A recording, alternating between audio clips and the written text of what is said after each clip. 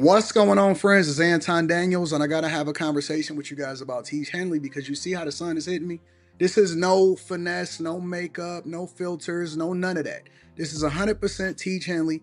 I use it in the morning as soon as I get up, right after I pray and brush my teeth, jump in the shower, and I'm hitting the streets because you never get a second chance to make a first impression. So even though they're giving you 40% off your first order, 20% off for life, even though you may get a free gift, forget all that, right? Because we would do this even if it was full price because it's worth that much. I'm in the streets, I'm kicking it with people when I see Dusties everywhere. You don't want to be them. You want to separate yourself. And the way that you separate yourself is self-care. Ladies get it for the fellas. Fellas don't wait for the ladies to get it for you. I'm about to hit the streets right now and I'm feeling confident. I'm feeling great. I mean, I already got confidence, but to have that extra boost of confidence, knowing that you've taken care of yourself and you set yourself apart from all of the rest of the sheep that's walking around making bad decisions on a daily basis.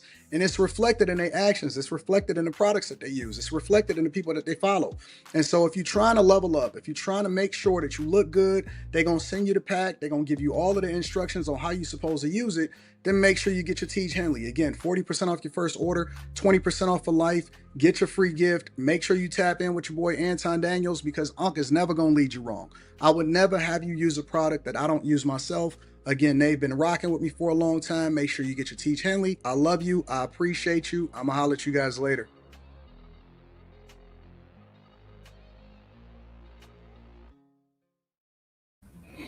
What's going on is Anton from AntonDaniels.com. I appreciate you guys for continuing to rock with me. Thank you for tuning in for another edition of the Millionaire Morning Show. I am your host, Anton Daniels. What up, what up, what up, what up, what up? What's going on, friends and family? I appreciate y'all. Thank y'all for continuing to hold me down.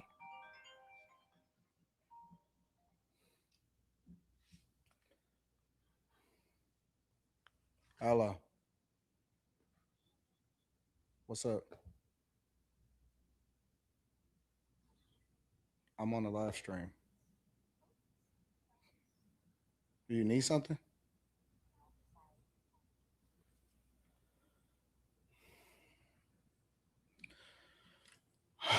What's going on, friends? What's happening? So we back. We here. Um, I got some thoughts that I want to share with you guys. All right, let me turn these off completely. I didn't turn them off completely. I just put them on vibrate. So what's going on, friends? What's happening? What's the word? I appreciate y'all. I love y'all. Thank y'all for showing me love. We got a live stream to do today. So I definitely want to make sure that we get the live stream popping today. How do y'all feel today?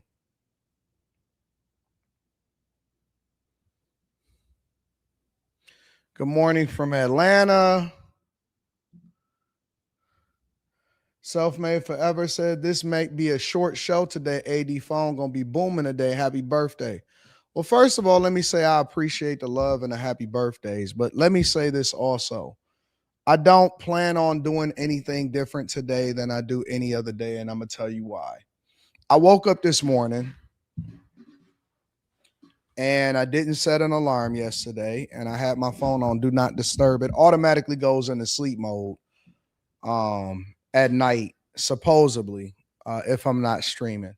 And so I woke up this morning, and I woke up very early as usual. I woke up at like 4:30, 5 o'clock this morning. No alarm. And I just laid there and I thought about what my day was going to be because I have not pre-planned anything. And I just laid there. I just laid there for like 15 minutes and I was just thinking.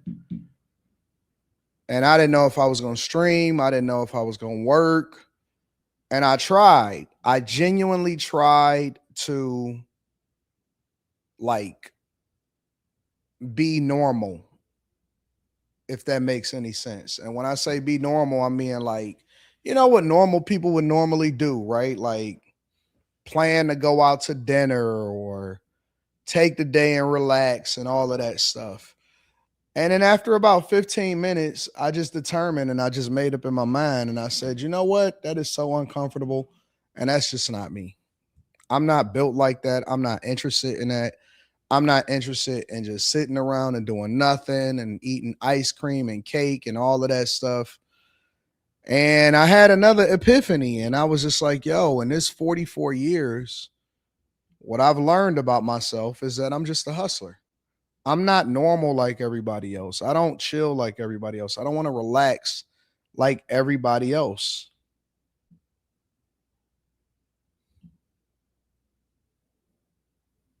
I just don't want to be like everybody else. I ain't interested. I don't want to be normal. I don't want to be the prototype of what the world think that I'm supposed to be. And I've been fighting that my entire life to be on some regular, relatable type stuff. I don't want to do that. I just want to work, man. That's what I do. I'm a hustler. Um, that's what I love to do. That's what I rock out with, and everything else just comes second. It's like I work. That's what I was born to do. I just was born to work. I don't care about nothing else. I don't want to do nothing else. I'm not interested in nothing else. The only thing that I want to do is lock in. Now, I don't know if that makes me a bad person or a good person or indifferent, but I just don't care about nothing else except for locking in. And I also started to think about all of the things that I haven't achieved yet. And I started to get aggravated with myself. As weird as this may sound, and I'm telling y'all my authentic thoughts, I didn't pre plan having this conversation. I do plan on actually doing a show and catching up and making sure that we attack a lot of these issues and the things that's going on in the news or whatever. But I got so aggravated and disgusted with myself because I was thinking about all of the things that I have not achieved and that I have not taken care of, and the business that has not been accomplished, or tasks that need to be done, and where I should be. I don't think that I should only be at 1 million subscribers on the Anton Daniels channel, bro. I don't. I think I should be way more successful. Way, way, way more successful. Somebody said YouTube ain't worked, and how come you not successful at it? I'm not a YouTuber alone. I'm a multimedia conglomerate. I'm a brand. If it's that easy to you, and see, this is the motivation that I need. That's the motivation that I need, is when you wake up on your birthday, on your 44th birthday, and one of the comments that catch your eye is a nigga hating on your birthday. That's the type of motivation that you need. That's what you want. That's exactly what I was looking for. That's exactly what I anticipated at some point somebody was going to say. It was never going to be yeah, I like you. I like you. I like all of you hoes. I like my hoes, and they all men. All my hoes, my gossip girls is all men. I like this. I like it. I like that. I like it. All right. There it is. That's all the motivation that I need. Nothing, no more needs to be said. Nothing else needs to be said. All right. Make sure you guys hit a like for the algorithm, subscribe to the channel, and turn on your notifications. Let me read some of these cash apps and super chats, and then we're gonna go ahead and get started with the show.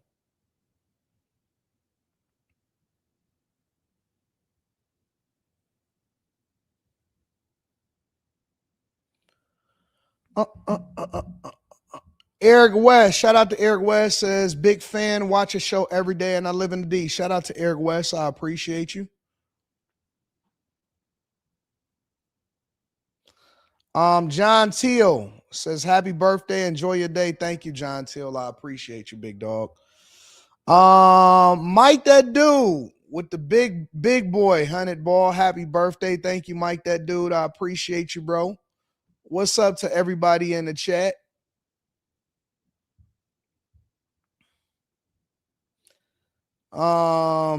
ESDC says happy birthday and good morning to everyone. Shout out to ESDC. Thank you. Spencer Campbell, shout out to you.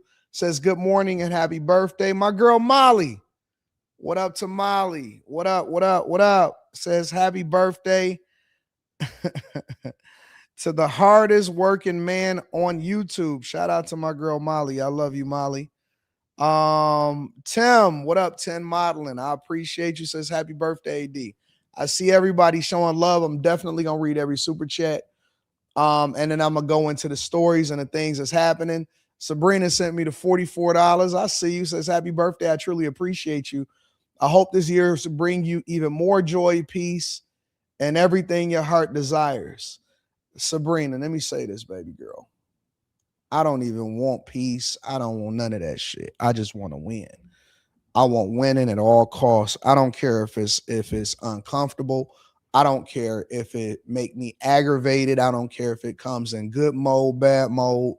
Only thing I want is conquering and winning. That's all I care about now. I don't care about nothing except for winning. Thank you, Sabrina. When y'all pray for me to win more. Forget all the rest of that. I don't care about no peace, joy, friendship, none of that. Pray for me to win more at all costs. Chris Cunningham says, happy birthday to my brother. Stay blessed, King. What up, Chris Cunningham? I appreciate you. Defiant Brandon says, happy birthday, Anton. Put me on room 9. Oh, what up, B? Man, where you been at, bro? Last time I heard from you, you was on No Jumper. You was doing your thing on No Jumper. Yeah. Just Montina says, happy birthday. I pray your year is full of joy, peace, favor, and overflowing blessings. Ladies are so sweet, ain't they? What up, Montina? May God continue to guide your steps, strengthen your heart, and give you the desires that align with his perfect will for your life. In Jesus' name, amen. Shout out to my girl, Chase Barnes says, what up, though? Happy Monday, AD and Peeps. Happy birthday, AD. Thank you, bro. Shaq D's. What up, Shaq D's? Says, happy birthday, AD. Enjoy your day, my guy. What up, bro? J Dubs with the 50 ball. Thank you, J Dubs. J Dubs says, God bless you on another year, brother. Thank you for all that you do. Thank you, bro. David Yeti says, happy birthday to the greatest mentor on planet Earth. I appreciate you more than you'll ever know. Looking forward to the next meetup. Yeah, I'm about to get my people on that ASAP. Longway ENT says, happy birthday, my dog. Thank you, Longway. Tony Nichols says, Anton, I feel you. A ninja hating on your B-Day. Great motivation to put your gifts to work and dominate. Yeah, we own it. I'm going to save Ray Sean's for last. Steel City Muscle says, happy birthday, OG. What up, Steel City? Appreciate you, bro. Malachi Andrew Chapman says, wishing you a B-Day blessings. Anton is back. Chaser turned 24 years old on April 8th. Happy birthday to all of the April babies and the Aries people. Yeah. A Q Executive Suite MLE says, happy birthday, AD. A wise man once said, once upon a time, you prayed to be where you are today. You got 1 million without low-hanging fruit. Win. Now I want 2. Anything less than 2 million subscribers on the Anton, not combined, on the Anton Daniels channel. Anything less than 2 million is unacceptable. So we shoot for 2. Onaka says, happy birthday to you and many more blessings. Shakur Nash says, what up, AD? Congrats on completing another trip around the sun. I pray that you not only get to complete many, many more, but that they are abundant in joy, health, wealth, and love. Happy birthday, big dog. Thank you, Shakur. Top Notch Crocker says, happy birthday, AD. Iced tea on me. Woo! I appreciate it. My sister-in-law's birthday is today as well. Happy birthday to your sister-in-law. My brother passed away in 2021. They were married for over 50 years. Please shout out to Patricia Bly. What up, Patricia Bly? What up, P? What up, P? Happy birthday, P. Brandon says, man, the way you handled Holcomb was a masterclass. Write a book on how to deal with bums with money. That's a bestseller. Well, I'm not sure how much money. Well, I guess we'll find that out too eventually, right? Shout out to my dog Brandon. TL410 Gaming says, happy name day, long live the house Daniels. OTG Noble says, happy birthday from the Lou to the D. What up to my Louis people out there in the building? Love D Williams says, happy birthday. Thank you. Thank you, thank you, thank you, thank you, thank you. Azriel says, may God give you the desires of your heart, make all plans succeed as promised in his word. Happy birthday, Anton. Shout out to Azriel, always been holding me down for years. For years. Vito Royale says, happy birthday, Algorithm Daniels. God bless. Yeah. My dog Slimmy says, what up, though? Happy birthday to Big Dog. Anton, keep being you, keep cooking the algorithm, keep inspiring folks, keep being a great father and husband, keep manipulating combos on.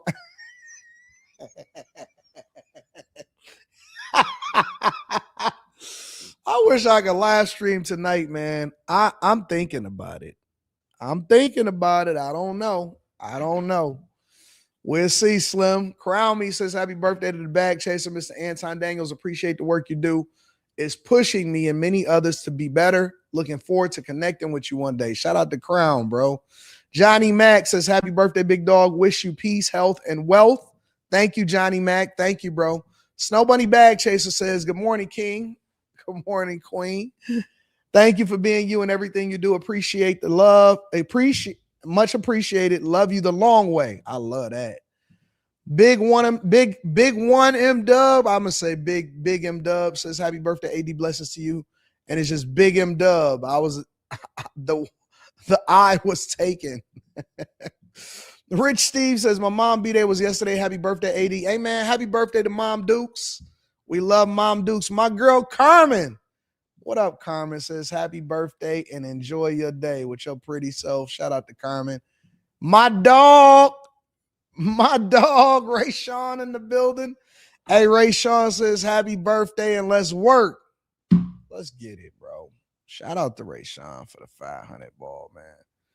My dogs, my people, my bag chasers. If y'all not a part of the Patreon, the link is in the description as well as pinned to the top of the chat. I appreciate y'all. Thank you, Ray Sean. Thank you, bro. I appreciate you for showing love. And I wish much more success on you also, bro. And let me say this also for the chat. And then we about to get started with the show. All right. I see y'all. Leah, Petro Bolt, everybody. April L, everybody. Listen, it don't even have to be. I'm gonna read the super chats shortly. It don't have to be no super chat. I just appreciate the fact that y'all showing love. The fact that y'all here, that y'all rock with me, that y'all love me, and that we can continue to run up a bag together is much appreciated. It is so appreciated. So if you just wished me a simple happy birthday, that is more than enough for me. I have been blessed in my life with you guys as friends. All right. I do really appreciate y'all. Thank y'all. Chad for Morris says happy 44th birthday, AD. Shout out to Chad for Morris. I appreciate you. My girl Kay Cooper says, what up? Happy birthday, Anton. I love you. Thank you, Kay Cooper.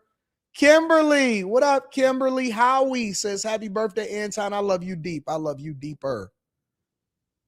I love you deeper. Real talk. I love you more. Miss Crow T Shetty in the building, always holding me down and got me with the super sticker. What up, Miss Crow T? I'll be seeing you on in the chats, other chats and stuff, holding me down on that front too. Yeah. Shout out to y'all. Hey, more money, more blessings, more health, more sex, more help for other people, more everything, more of every good thing. More of every good thing. Skinny boy, Knight in the building. Happy birthday, AD. Great life. It's a great life. What more can you ask for? You black in America in 2026, you don't have no ceilings. I don't have no ceilings. I love you too, Susan Johnson. Happy birthday to me. Thank you. All right, man, let's get into the show. So where do we start?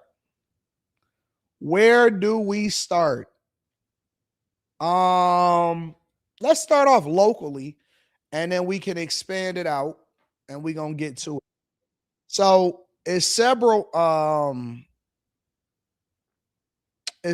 different street takeovers that's happening. This one is in Rosemead. Have y'all ever heard of Rosemead before? Apparently, this is over in California. But is the street takeovers is not just, cars that's riding, teens that's taking over and stuff like that. Apparently, the street takeovers have now morphed into street violence, which I anticipated, and I said that this was going to happen.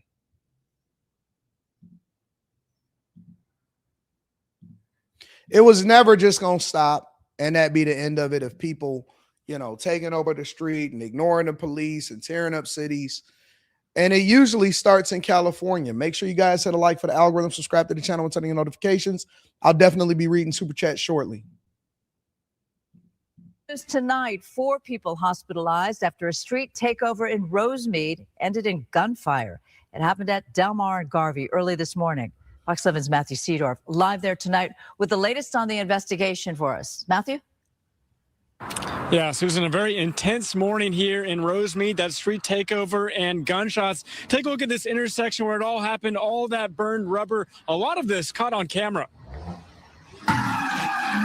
The latest street takeover in LA County ending with gunfire. Hundreds sprang. You know how dumb young people are? You know how stupid young people are, bro? Let me tell you how stupid young people are. This is why I believe that children are still children all the way up until the point to where they almost 30 years old, bro. I believe that young people, you still a child all the way up and through your 30th birthday almost. R. Kelly and Aaliyah was lying when they said age ain't nothing but a number. That's BS. That's the biggest lie ever. Ever.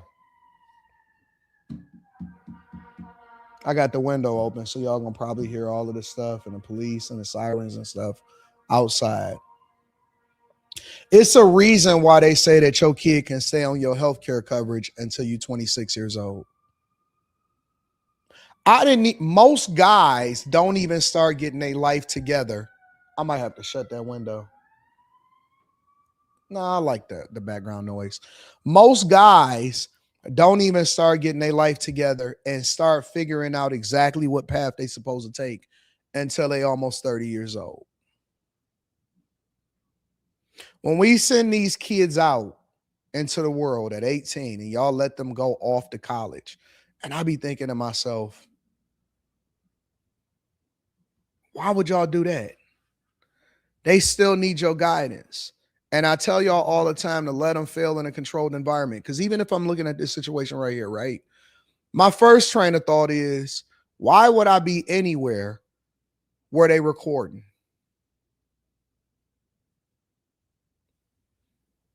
Why would I be anywhere where they're recording a crime and that I can get identified on it and me think it's cool? This is how dumb young people are. The first thing that I would think is that. The second thing that I would think is, as I'm looking at these people driving, look at these people driving in real time. Where it all happened, all that burned rubber, a lot of this caught on camera. Fire. The latest rubber, a lot of this caught on camera. The latest street takeover in LA County ending with gun. You think I trust them? You think that I would put my life standing there rooting this on? I see this white/Asian woman that is sitting here in the very front.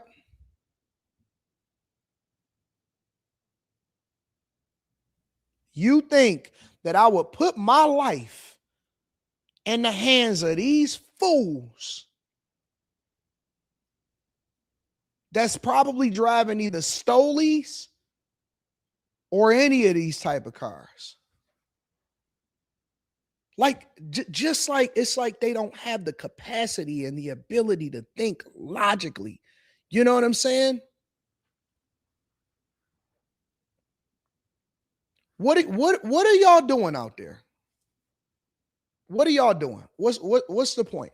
Because again, it's one thing. I'm all for car meetups. I'm all for late night car meetups. I'm all for the culture of cars and everything that comes along with that in every capacity. Like I get it, it's dope. I think that car meetups, bringing people together, anything social that brings people together, whether it's engines, cars, dance, music, all of that stuff, I'm with it. But when it started getting dangerous, and you can tell when something about to pop off, it don't take but a quick second for somebody to get mad at each other. And then everybody got a pistol nowadays, even in Chicago, even in California, even in New York. You know about it, walk on wood. It always get out of control every single time. You mix alcohol, you start mixing money, you mix gambling, you mix women in there. That's a cocktail for destruction every single time. And young people just don't have the capacity to think for themselves, bro. It's amazing. We know as parents what's about to happen before it happens, and young people will run to it. They will run to it. On fire. Hundreds sprinting for cover at 2 a.m. Sunday morning in Rosemead as bullets ripped through the darkness. 4 people shot, all expected to survive. It's disturbing. It's loud. And then now they're shooting. It's ridiculous. A neighbor near Del Mar and Garvey, too afraid to show her face on camera, says the noise and gunfire woke up her family. What do you think about having this happen so close to home? I'm moving. Really? Definitely. I just saw the police car. And that's what happens when people that have the ability to move and they just get up out of there. They make a decision right then and there. Hey, what happened? All right, cool. I'm out. They start planning, plotting, packing their bags. I've seen people move from neighborhoods where the neighbors, they didn't like them. And somebody else moved in and it was like, you know what? Time to go while the getting is good. Block. Nearby workers stunned as authorities check businesses for surveillance video and clues. This happened in Rosemead, about 10 miles from downtown LA, where another street takeover recently also turned violent. Last month, crowds smashed windows and stormed into a luxury apartment building. Steps from Crypto.com arena, one person stabbed. And if you start mayhem, you will be arrested. We have zero tolerance for breaking windows. Who's afraid of Karen Bass, bro? There's no stare, there's no yelling, there's no anger, there's nothing that this woman could possibly do that would either give me confidence or strike fear in me. Not one thing. Not one thing. And running amok. LA Mayor Karen Bass condemning that incident downtown. Karen Bass is so toe up, bro. We're going to be a lot more unfiltered going into our 44th year of success. Karen Bass is so toe up. All right. She looks like something that you should be laying next to in a stuffed animal. Karen Bass looks like you should be watering her in your windowsill. You know how back in the day, I don't know if any of y'all know what it is. Back in the day, you used to have like these chia pets where you used to have them in your windowsill because you wanted to water them and make them grow, because on the late night commercials,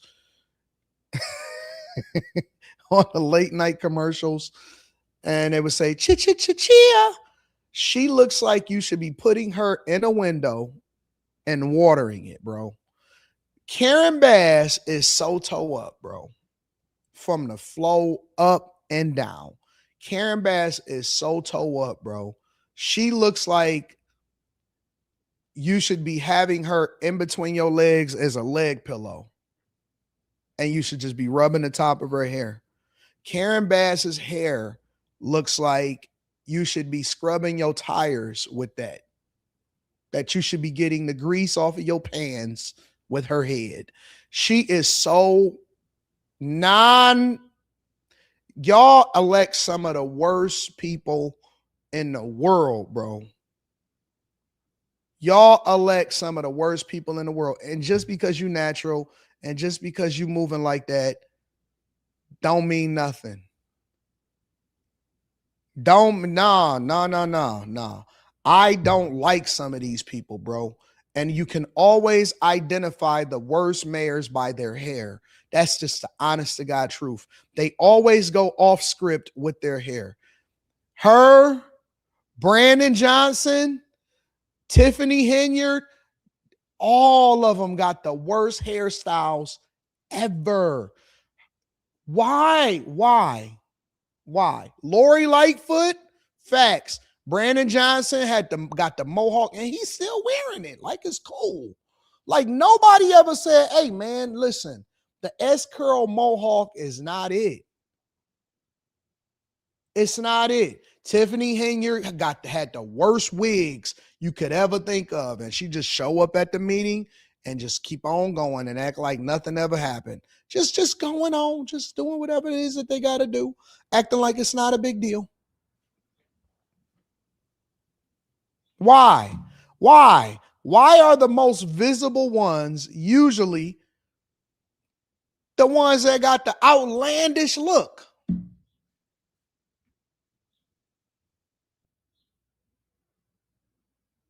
Makes no sense to me. It makes no sense to me whatsoever. And then she get on the microphone and she say, no, we gonna get y'all. Okay. All right, Captain Brickhead. I got you. And running amok. LA Mayor Karen Bass condemning that incident downtown, calling for increased you know patrols and you know why it's so important for us to bring this out? Because it's something that they can control. You know what I'm saying? If you born with a stomped leg, and it's shorter than the other one, okay, cool. You know what I'm saying? We're not gonna trip too hard about that because you can't control that. You know, you can't control what race you are. You can't control your complexion. You can control that hair. You can control that hair. You can control the mohawk. You can control the Brillo pad. You can control all of it. All of it is controllable. You know what I'm saying? Go. And now this latest takeover outside city limits, but still sparking outrage. LA mayoral candidate Spencer Pratt tweeting if he's elected, every person in this video will be in an orange jumpsuit, filling potholes, picking up trash, and polishing LA sidewalks. How do we get these to slow down or stop? It's just getting the community callers out before it starts building up to a larger crowd where we can't really control it with a few deputies. Investigators now using this as evidence as fear among neighbors continues to grow. This is very scary, but that's why I'm moving. I'm not staying here. I don't blame them. Back out here live, Frank is showing you there are surveillance cameras all over this intersection. So beyond the surveillance cameras, there's also that cell phone footage that investigators are going to be combing through. But so far, no arrests have been made. Anyone with information should call the LA County Sheriff's Department. Los Angeles is supposed to be an oasis. Los Angeles is supposed to be an oasis.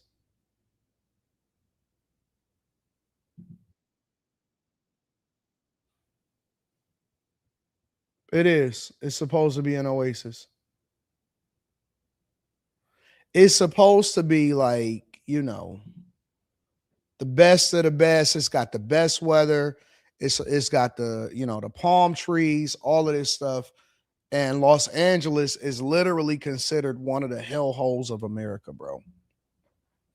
It is. It's supposed to be an oasis. And I don't know what's going on over there. Make sure y'all hit a like for the algorithm, subscribe to the channel, and turn on your notifications. More Knowledge says, we appreciate you. I appreciate you also. Thank you, More Knowledge. Chad, what up, Chad? Says, happy birthday, AD. Thank you. I appreciate it. Happy birthday, AD. Awesome, man of God. I think I'm ready to be a bag chaser. Link is in the description as well as pinned to the top of the chat. Make sure you watch the live stream that I did Sunday on IPOs. Upcoming mega IPOs. Which ones should we invest in? Which one should we walk away from? The difference between a traditional investment versus investing in a mega IPO, how you can get involved with it, what brokerage accounts you can leverage to do so, what your net worth has to be in order to invest in it, what the secondary market is, retail investors, the volatility of it. I went through all of it. It is re-uploaded for you guys to check out. Make sure you get that insight and that information. It is in the Patreon. Joseph Christie says, happy birthday, AD. Awesome, man of God. Yeah. Danye Unfiltered says, just a reminder, I emailed you last stream for a call. I know. I got it.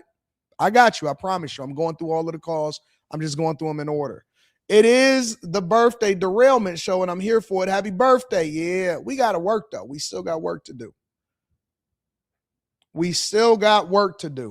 All right. You don't have to have a chunk of change in order to invest. You got a dollar cost average. All right. You just got to get started. That's one of the biggest mistakes that people make when it comes to money and investments, is that they think they need a whole lot of money to get started. You don't. I think I bought my first stocks in my life with $200. And I think I was using E-Trade. At the time, it was called E-Trade. I think it's much different, Scott Trade, and then maybe it changed into something else. I bought my first stocks with $200.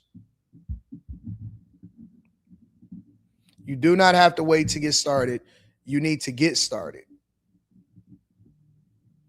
You know what I'm saying? Shout out to Heather, my girl Heather in the building. What up, Heather?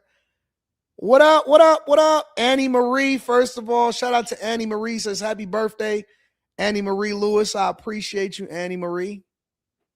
It's called TD Ameritrade now. Heather, my girl Heather, says happy birthday and continued blessings, bro. Thank you, Heather. Thank you, baby girl. Thank you to everybody that showed me love. I really do appreciate y'all. Slan Sells Cars says happy birthday, Anton. Thank you, Slan.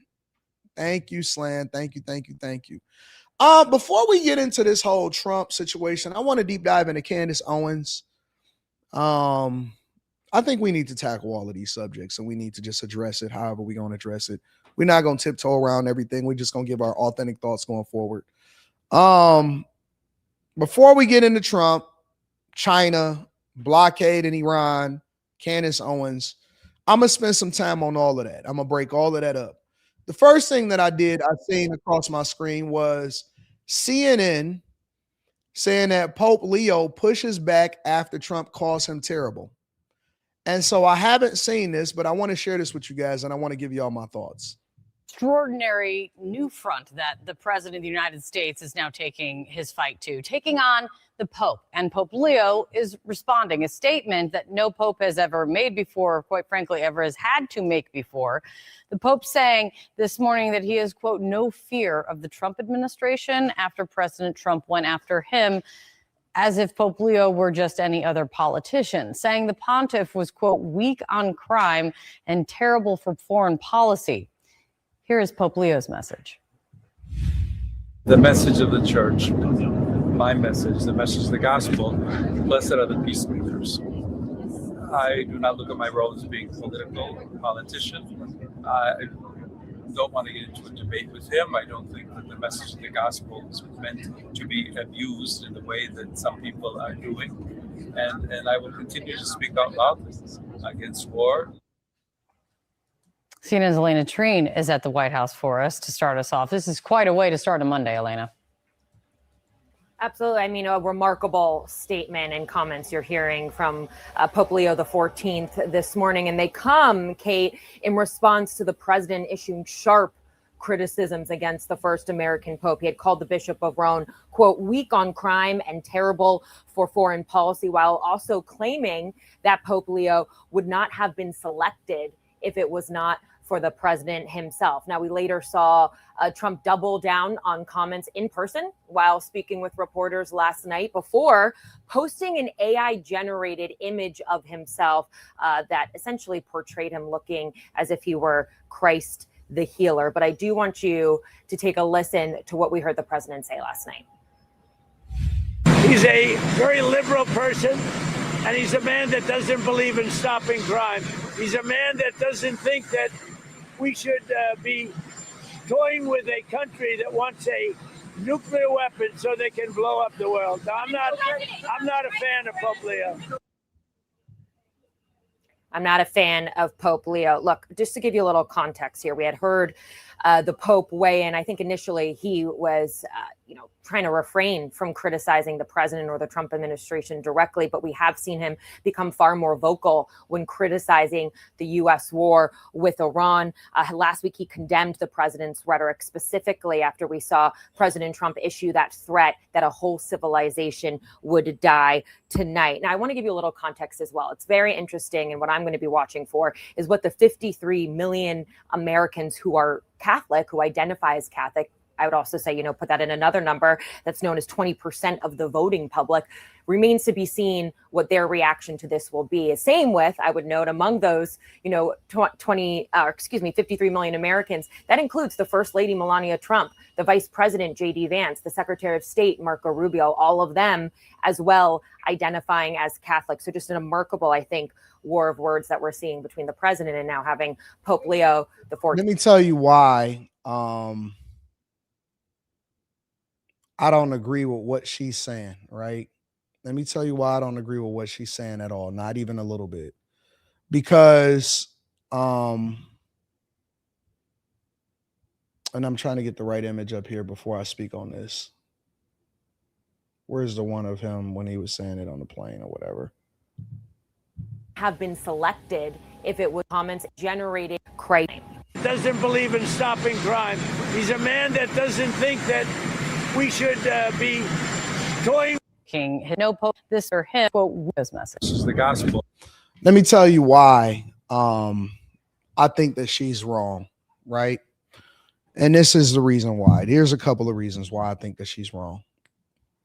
Y'all are more than welcome to disagree with me. I know that some of you guys will, and that's cool. When did the Pope Leo specifically, because he didn't attack Catholic faith. And this is the reason why we need to separate it, because when people have Trump derangement syndrome or they may not agree with the president, it doesn't mean that you can't disagree with some other leader, right? Even if they're a spiritual leader, because the Pope is not Jesus.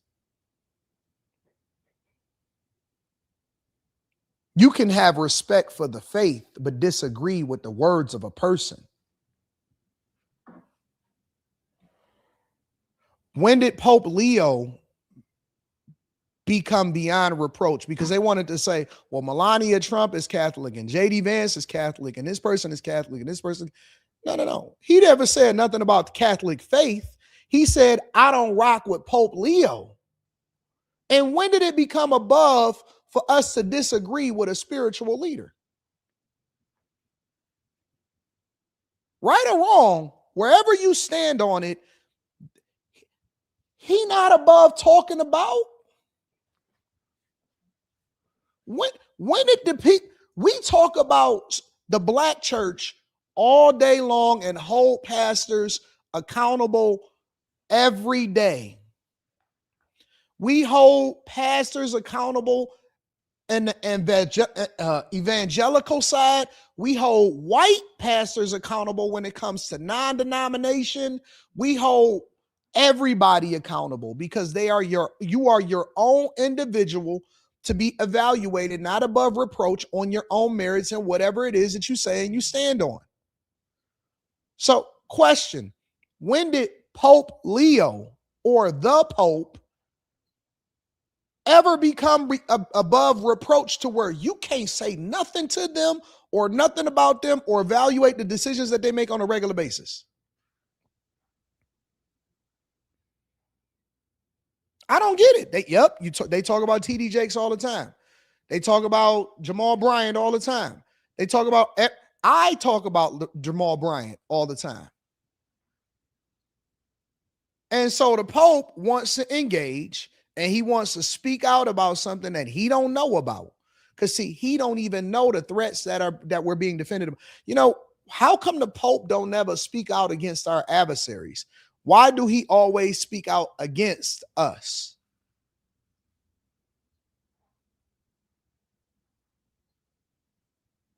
Y'all sitting there criticizing leadership right now, depending on what church it is. Ain't never been to the church, ain't never had a message, ain't never met the person, but y'all are criticizing them, right?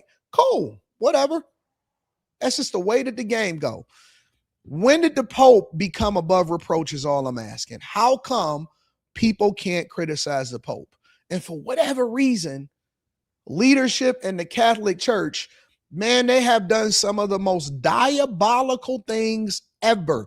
They settle whole lawsuits, class action lawsuits with people that accuse them of being pedos, and nobody trip about it. Maybe not Pope Leo in particular, But leadership within the Catholic Church have done some of the most diabolical things, and everybody just act like it was cool. They swept it under the rug. They didn't go out there and find the victims.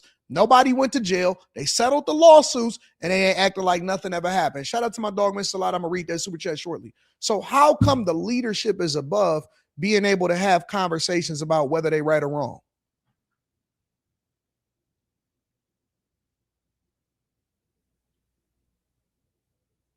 I don't get it. Is it because it's Trump? And this isn't a right or wrong conversation about whether Trump is right or whether the Pope is right. I think that they're coming at it from two different lenses, right? There's completely different lenses that come along with this.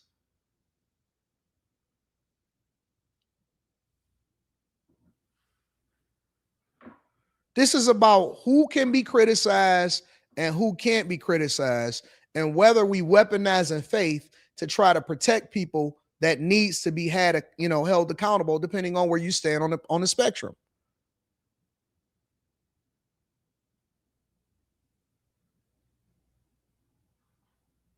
And I don't have any opinion about the faith itself because I'm not a Catholic, and so it doesn't resonate with me at all. I understand exactly what Catholicism is.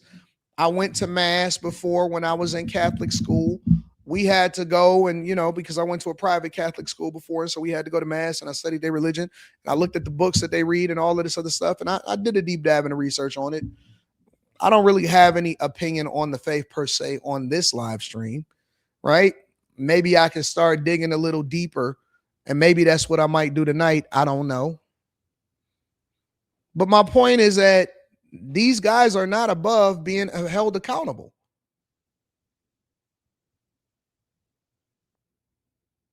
None of them, including Pope Leo. Become far more vocal when criticizing the U.S. war.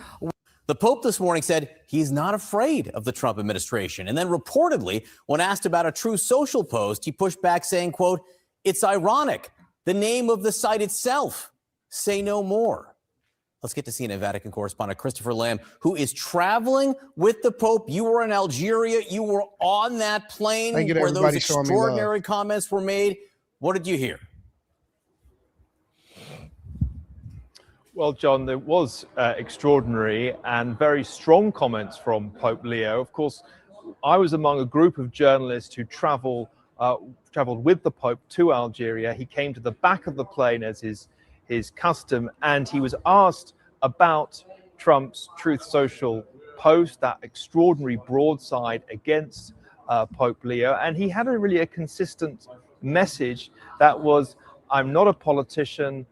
I don't want to get into a back and forth, but I'm going to continue to speak out. And he said, blessed are the peacemakers. Here is some more of what Leo had to say on board the plane. I have no fear of neither the Trump administration nor speaking out loudly about the message of the gospel. And that's what I believe. I am called to do what the church is called to do. We're not politicians. We're not looking to make foreign policies with the same perspective that we might understand it. But I do believe in the message of the gospel. Blessed are the peacemakers. It's the message of the Lord. Thank you very much for clarifying. Let me ask y'all a question, bro. And I'm just curious personally, because I've never been fanned out by spiritual leadership or anything like that, like in real life, as far as people that I've met in life and stuff like that, right? Why do people worship the Pope?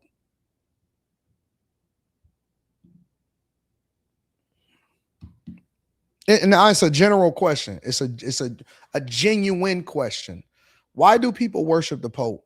What is it that the Pope does in any capacity that would have people following the Pope like Michael Jackson or something? What does the Pope do that has people just crashing out?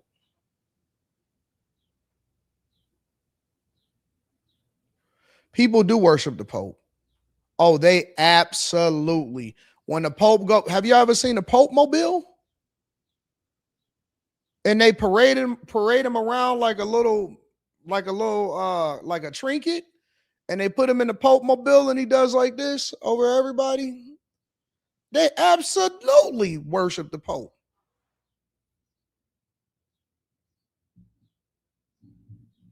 People do not worship the Pope. Interesting.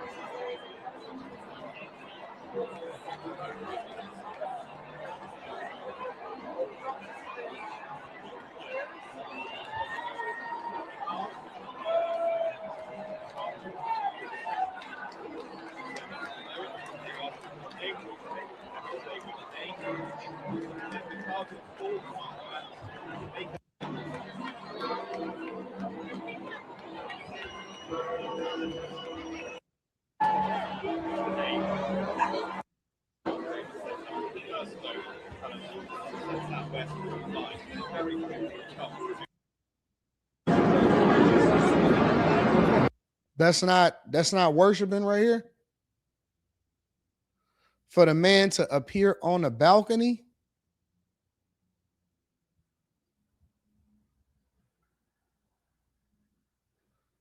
For him to shout out to Rob Brown. I'm gonna read that shortly. For him to appear on the balcony. Are y'all crazy?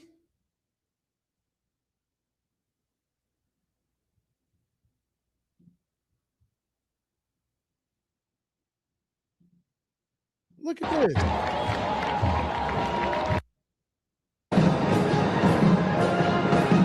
This is the Pope.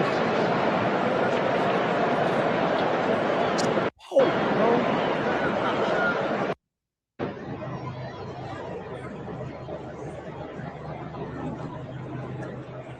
I don't get it, man. I honestly, I'm genuinely curious, and I'm just asking a question.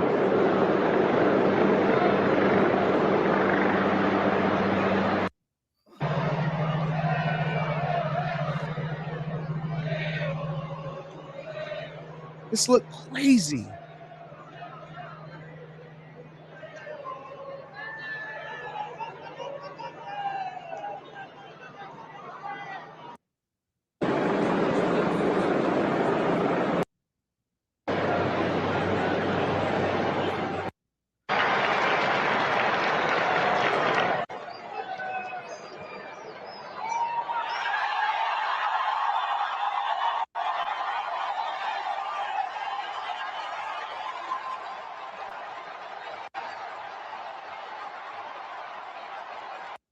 Look at homie right here.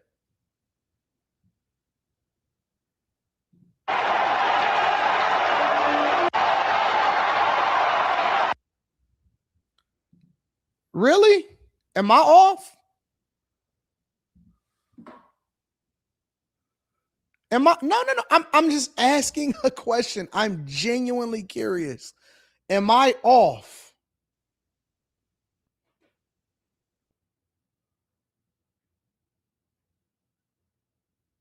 All right, maybe I am off. I don't know.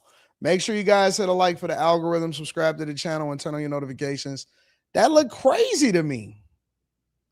And maybe I need some insight and some understanding, but I be trying to figure it out, and y'all act like I'm crazy, and so I'm going to act like y'all crazy.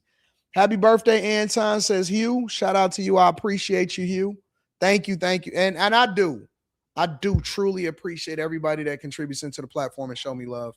Manny Plays PC says, happy birthday to the hardest working man I know. You changed my life a year and a half ago, and I thank God every day for making the click to a random live stream. Shout out to Manny Plays PC. Yeah, I appreciate that, bro. King DJ Trick says, Bon Petit, Anton, Would get you a gift, but you already rich. Listen, just you being here is appreciated, bro. I just love the crew. Y'all the crew. Shout out to my Canadians too. Mr. Lot. Shoot. Mr. Lot, man. I appreciate you, bro. Hopefully I've added a lot of value into your life. Hopefully I've added a lot of value into your life, Mr. Lot. Thank you, my friend. Says happy B-Day, big bro. JG says, what up with the 10 ball? Rob Brown says, happy birthday, big dog, with 100 ball. May God continue to bless you and keep you. Let me, I want to say some stuff so bad, bro, but I can't. And you know what sucks, Rod? You know what sucks is that there's some things that I would normally say if this was 5 years ago, but now I got to think about everything that I say because it can be interpreted and taken the wrong way.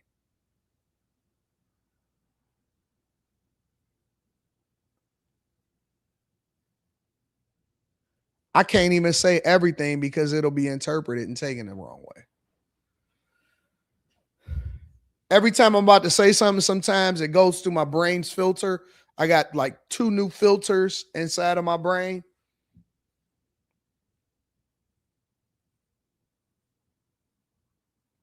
And I can't say the things that I want to say sometimes.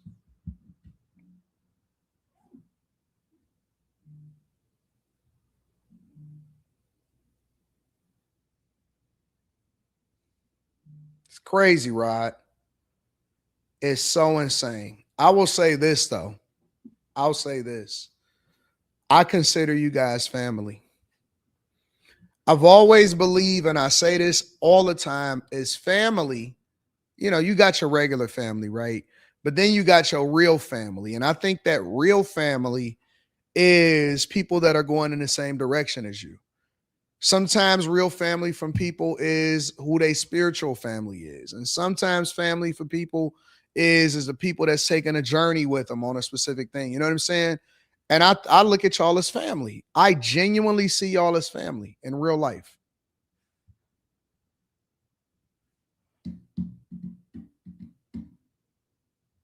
And that's why when we do our meetups, I look at them as like family reunions. When we do meetups, it is what it is. Shout out to Rob Brown. I appreciate you, Rob Brown. Thank you, bro. Crimson says, peace and blessings to you, oh Lord, Anton, and I hope you are having an awesome morning. I'm thrilled to tune in with you on your birthday week. You're going to have to get a special invite, Crimson. I ain't even going to cap. Shout out to you. Shout out to Crimson. Claude Bouet. Happy birthday, sir. The same reason they worship the Ayatollah. Backbreak Comedy came through with the 100 ball. What up, Backbreak Comedy? What up, though? Yeah. Shout out to Backbreak Comedy. Thank you for the 50 ball. I appreciate you, bro.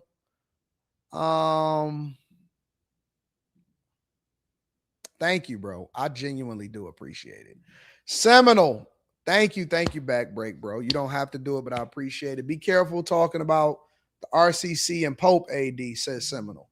What am I being careful about? What is the RCC? What is the RCC? I don't know what the RCC is. What is the RCC?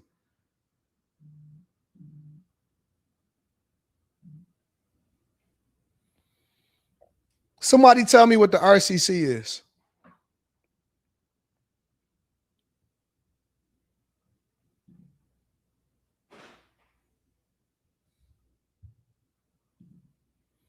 The Roman Catholic Church. Okay. So you're saying be careful of the Roman Catholic Church. Okay. So listen, I respect everybody's right to worship and religion and all of that stuff. I don't care if you're Muslim. I don't care if you're Catholic. I don't care if you're Buddhist. I know we was watching What's Love Got to Do with It, and she hit us with the num hum, whatever she said. Tina Turner, Angela Bassett. But let me say this, bro. There's only one true king. That's it. It's only one God and it's only one king. Everybody can believe what they want to believe. I'm going to believe what I want to believe. And I believe that there's the only person that I ever have to answer to is Jesus. That's it. I get to God through Jesus, and that is the only king, real king that there is. So if you're telling me to be fearful of the Roman Catholic Church or the Pope, I don't believe in that. You can't threaten me with something that's not real. That's all I'm saying. So don't tell me what to be careful of. I'm going to respect people, but I don't have to be fearful of anything because the only person that I answer to is God.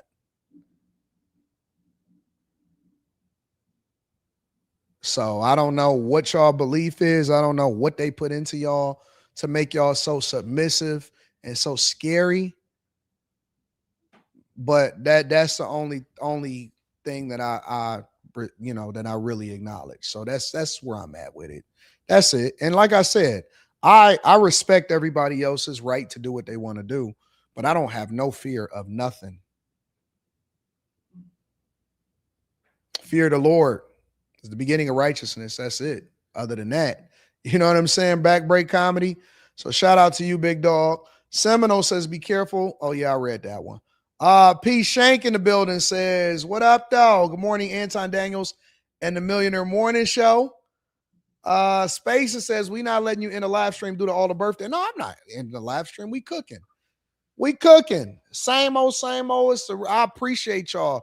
Appreciation, ODs. Side note, I need an emergency coaching call. Email sent. I bet. I got you. Saint Adonis says you are usually addressing arguments. But when it comes to Catholics, you are in a straw man arguments. Every cheering gathering is labeled worship.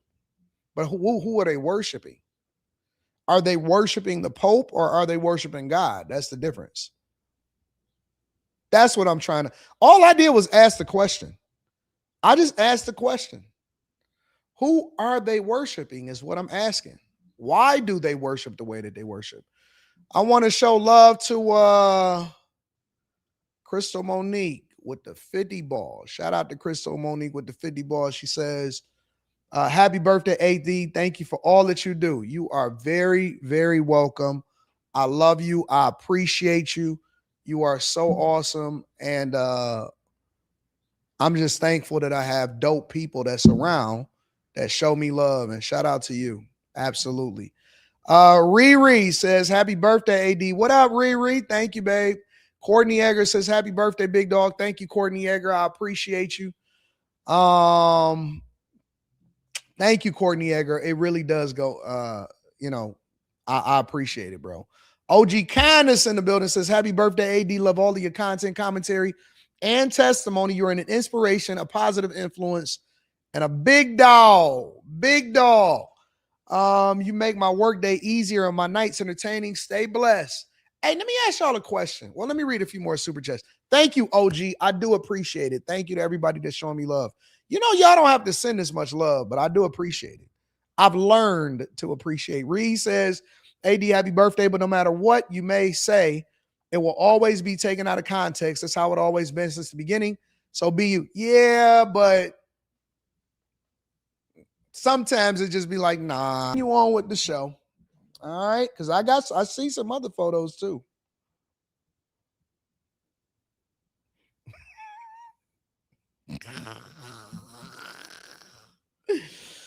Oh, let's get into Trump, man. Trump's warning to China. I want to get into that. Make sure you guys hit a like for the algorithm, subscribe to the channel, and turn on your notifications. Let me see what's happening.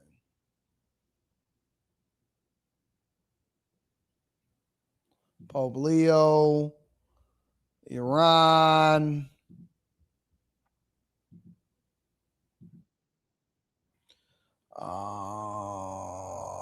Street takeovers. We don't care about that.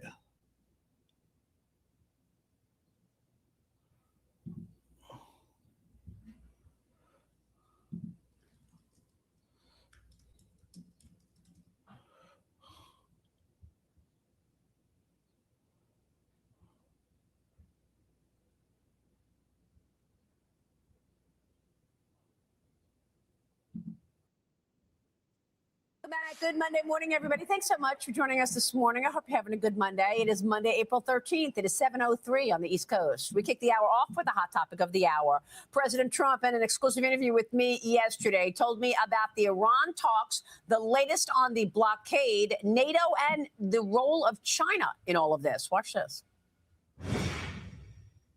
Hundreds of super tankers are headed to the Gulf of America to buy oil and gas from the U.S. What can you tell us about that, sir? Well, I can tell you that it used to be called the Gulf of Mexico. That's what I can tell you. Now it's called the Gulf of America because of me. One of my little things that I did, one of my little sidelines. And it's a great honor. People are so happy. You go to Louisiana, you go to Florida, you go to these states, Texas. They're so honored by it. I used to say, why is that the Gulf of Mexico when we have 93% of the frontage? And, it fronts 93% in the United States. I said, I think I'm going to change it to the Gulf of America. What a beautiful name. And I did. And I give a lot of credit to Google because once I filed the papers, I did it. And Google Map, once Google Map changed, did it, it was a done deal. But we had lawsuits, we won everything. And it's now the Gulf of America, which I'm very honored by. But do you expect super I must tankers? tell you, I was thinking about calling it the Gulf of Trump, and I decided not to do it. I think maybe it was a wise. I think that one maybe wouldn't have worked out. I'm not so sure. You'll have to tell me. But I was thinking about it's going to be called the Gulf of Trump, and then I said, that's not going to play too well. I think you're. I'm kidding. You're being facetious. Now, I know that, Mr. President. But what about oil exporters? Tell me about this, because do you expect super tankers, empty super tankers, to go to the Gulf of America, to go to Louisiana, go to Texas? Well, they're already coming. Well, Texas, they're going to go to Texas. They're going to go all along our shoreline. I mean, we have the biggest ports, and they're going to go. Remember this, and this is pretty amazing. This is my time. That when I came into office, we were third and fourth in energy and in doing exactly this, the oil and gas and other things. Now we're bigger than Saudi Arabia. Think of this. And we're bigger than Saudi Arabia. Add Saudi Arabia with Russia and add another country in there, whichever one you want. We're bigger than all of them combined. Think of that. That's all because of Trump. And when Biden inherited that system, he changed it. Then he tried going back to it because the oil was going up. You remember it was going up $7, $8, et cetera. But look at even now, we have to get rid of this nuclear threat. And people in our country have oil. People in other countries are getting hurt. One of the things that most amazes me, though, the strait is for Japan, where they get 93% of their oil. You know that, Japan. South Korea gets 45% of its oil. These people haven't helped us. I say, are you guys going to help?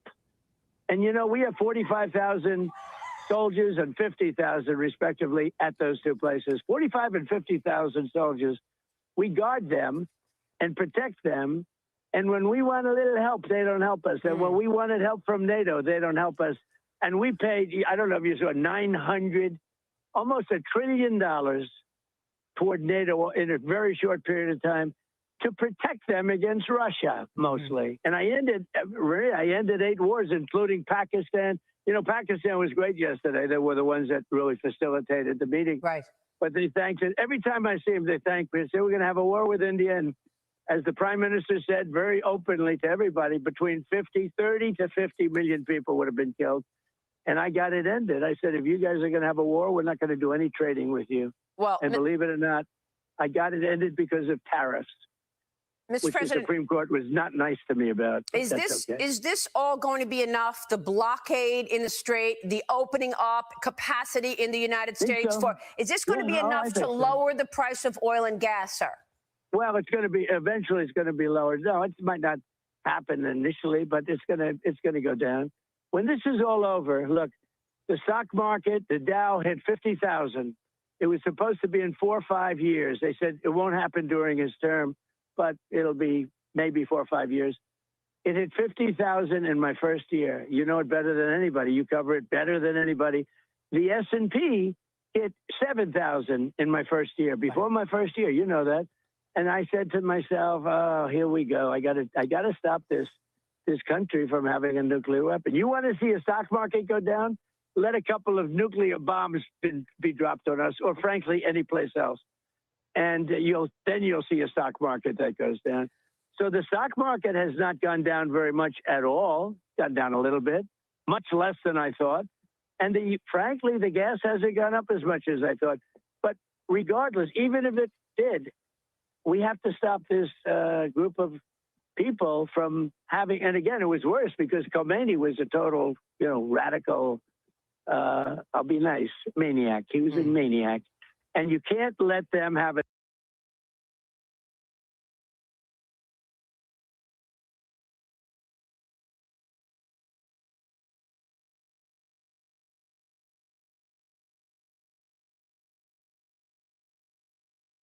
A nuclear weapon. Right. So I just have the greatest economy ever. Everything's going along. And I say, I'm sorry. I tell my economic advisors, I say, I'm sorry, fellas. We're in great shape. We have to go. And he called him a maniac.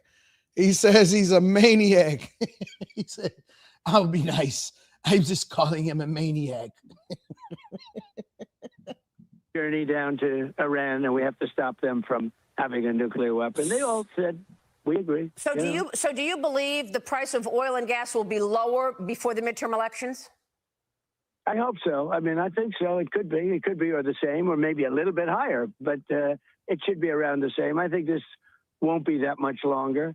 They're wiped out, man. They're wiped out, and you don't get a fair shake. You don't get, we need a free and fair press in this country, and I don't even know why people would do that. Why would they say how wonderful they're doing militarily? They're doing so well. They're totally, the country is wiped out. We lost one airplane, and we captured the two pilots. How about we saved those two pilots? Unbelievable. Which no other country has the capability of doing. Usually when that happens, countries wave goodbye. They say, lots of luck, because you're going deep into, and we went 7 hours into, it was a 7-hour flight. Yes. To go in and get them. We had one of the roughest areas, one of the most dangerous areas in the world, and we got both of them. It was incredible. But extraordinary. We got both of them. And thank God that for our military, and I know that you rebuilt the military. Now, Mr. President, before you go, it was you who did the maximum campaign against Iran in your first term. Right. Is it going to be back to the maximum campaign? You deemed them the leading sponsor of terrorism. And I have to ask you about all of these efforts and the impact on China. What you've done in Venezuela, Iran, even your comments about Cuba. Where does that put China as you approach this meeting with Xi Jinping next month? Sure. Well, in the maximum campaign, you can't do any more maximum. We've wiped out their whole country, essentially. The only thing left, really, is their water, which would be very devastating to hit. I would hate to do it. But it's their water, their desalinization plants, their electric generating plants, which are very easy to hit. We could hit them. We could have them all down. And I mean, down like you couldn't have electricity for 10 years. Tehran, which is inside of Iran, and I've actually done a lot of research on this.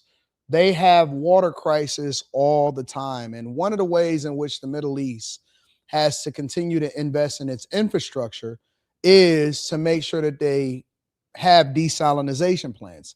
Now, here in the United States of America, we have an incredible amount of fresh water, right? We got the Great Lakes. That's one of the reasons why Michigan is so awesome. Thank you for all of the happy birthday wishes, including you, Vanessa. I appreciate you. But we have the Great Lakes, we have fresh water sources, and, it is the biggest body of fresh water in the world. And that's why the Great Lakes is so awesome and so coveted. But in the Middle East, including Iran, they have to continue to invest in desalinization plants. Now, I also think that we need desalinization plants here in the United States of America, in order for us to continue to invest in our own infrastructure. But we don't do that at all. We just continue to try to seek fresh water sources and pipe it in, right? But desalinization is a very expensive, but the cost of it is going down significantly. I've actually done a lot of research on desalinization, but it basically removes the salt from the ocean's water in order for you to be able to use it.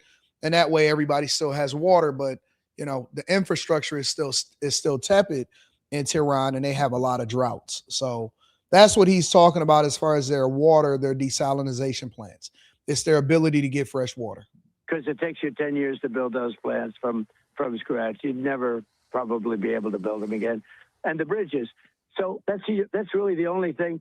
We still have some more missile manufacturing plants. We know every one of them. We'll do that.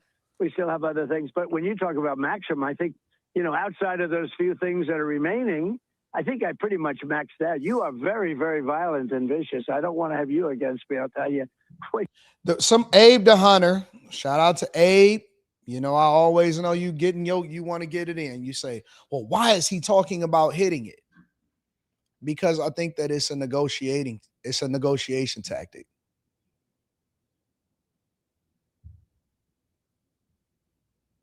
It's a negotiation tactic.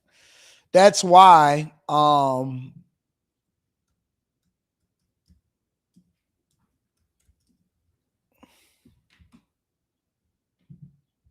somebody says, hold on, let me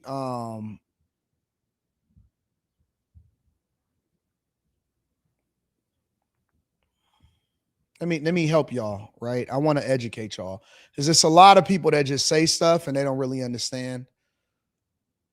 Hold on. Where did it go? It says something about the water. Roy says, Anton, you're wrong. Iran has more water than all of the Gulf states. It's interesting that you say that because I was just reading this back in February, and Iran's already on the edge of a water crisis when the conflict began February 28, 2026.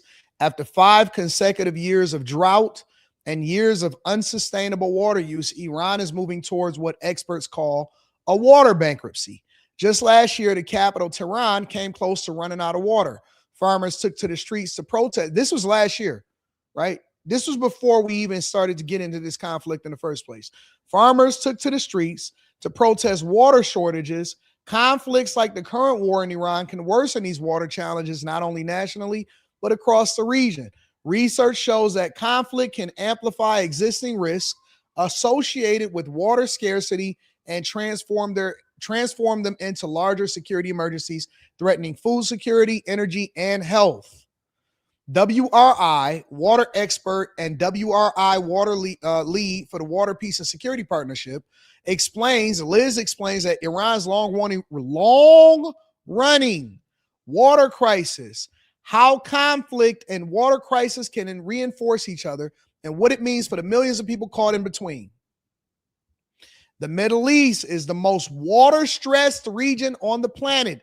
About 83% of its population is exposed to extremely high water stress, a figure expected to reach 100% by 2050. Iran sits at the sharp end of this trend. It shows that Iran's baseline water stress score, which measures the ratio of total water demand to available renewable supply, falls in the extremely high category. And this means that the country uses over 80% of its renewable water sources in an average year, and even more in a drier than normal year. So when people say stuff in the comments a lot of times, right? When people say things inside of the comments a lot of times, I don't take that at face value. I listen to them. I look at what they say. I know it doesn't translate. I do my own research. I also lean on the research that I've done previously. And that is how I get my news. I don't just take at face value what people say on videos. I don't take what people say in the comments and I say, oh, wait, that's just it. I read. I do research. I actually try to understand. Then that will take me down a deep dive because I want to know, well, what is their renewable or water source? What are the desalination plants? What are the richer countries doing? All of this stuff. I don't listen to randoms saying stuff. I educate myself. And then somehow, some way, it always comes up And I'm able to pull that information out that I've already researched over the last few years because I've already known that Tehran has had a water crisis this entire time. So when we're talking about war, when we're talking about energy, when we're talking about supply, when Trump says stuff, it resonates with me differently because I've already done the research to better understand what is happening in the Middle East. And Tehran is in the worst positions possible.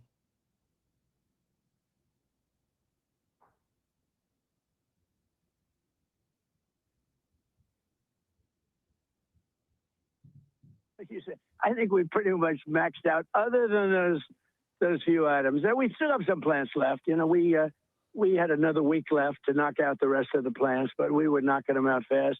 As far as China is concerned, China can send their ships to us. China can send their ships to Venezuela. We told them, buy from Venezuela. We have a lot of overcapacity. We'd sell them, and we'll probably sell it for even less money.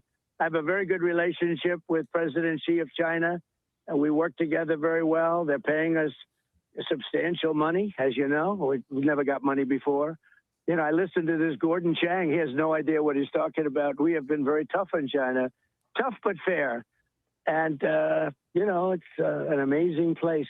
But I have a very good relationship with China, and they've been doing you know, I put tremendous tariffs. I put 100% tariff on all Chinese cars coming in, and that's destroying Europe. They're destroying Europe because they're taking away so much business from Mercedes and BMW, etc. And we don't have any Chinese cars in our country because they would have destroyed General Motors, Ford. They would have destroyed these companies if they did it. So I put 100% tariff on, and in all fairness to Biden, he allowed it to stay on, which is shocking to me. Right. It's one of the things, it's about the only thing he did good, but he allowed it to stay. So we don't have the problem that they have. You know, they're having tremendous economic problems in Europe because they're being just swamped with these Chinese cars. We don't have any. And that is true also. Another thing that I see happening from people in this country is they are in support of bringing over here to the United States of America Chinese cars, as though we didn't learn the lesson of giving away our manufacturing, our supplier plants to build parts for cars and steel and everything that we've had. And so Canada, for example, decide that they wanted to get into bed with China, and they're going to be bringing Chinese cars to their already devastated economy. Canada is absolutely suffering. They're getting their butts kicked, and they're losing jobs at a rapid pace, and people can't find work, and they're now bringing in Chinese cars into Canada.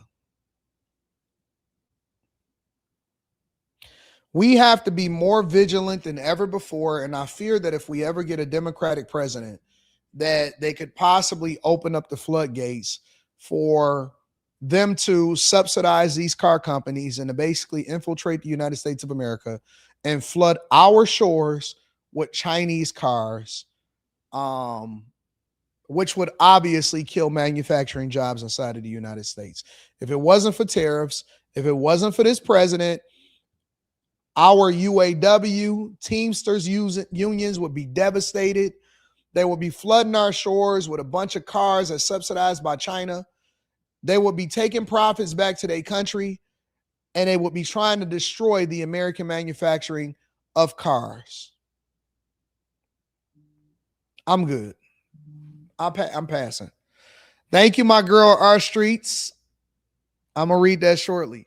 We need to be more in support of our own country, become less reliant on other countries, and do what we need to do to make sure that we invest in our own infrastructure and our own jobs and our own plants, and make sure that somebody said, who sold us out? Clinton, Bush, both Bushes and the Clintons sold us out. Incentivize. And here's the worst part about it. We're now getting the ramifications of that sellout, because we would have to partner. Not only were they shipping parts overseas from here to cheaply, make cars, but they didn't pass those savings on to the consumer. The cost of cars continue to go up. Not only did we lose in a North America free trade agreement, right? But then if we tried to open up a plant over in China, we had to partner with them 50-50.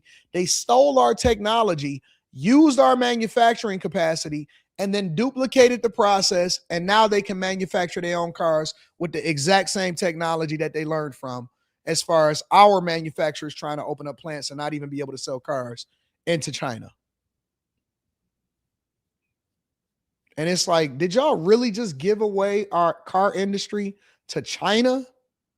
Our manufacturing capability to China?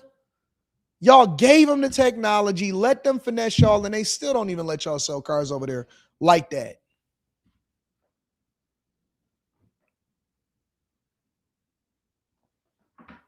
Amazing.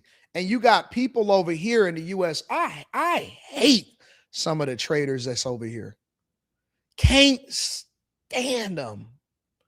Can't stand y'all that want other countries to win so bad, and it's not for the U.S. We need a wave. We need a movement of people that's U.S. first.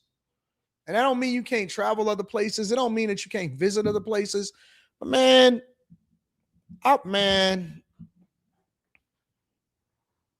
aggravate me, bro. No camaraderie, no love for the country.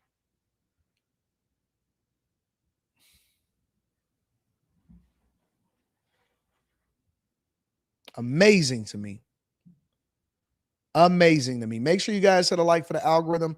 Subscribe to the channel and turn on your notifications. Let me read some of these super chats and we're gonna move on to the next part of the show. I got some more stuff I want to talk about. B. Thomas says, happy birthday, big dog. Everything that you do. Salute to everything that you do. Thank you, B. Thomas. I appreciate you. Hey, did y'all see the dude that got mad at me because I found his profile? And then he started threatening me inside of the chat. See, it's y'all never. Let me say this, B. Thomas, before we get into this.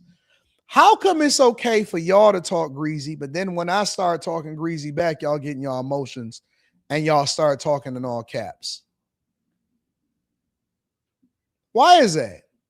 Why do when I start saying, all right, well, what's good for the goose, what's good for the gander, then they start getting mad at me and they start threatening me and saying what they would do to me?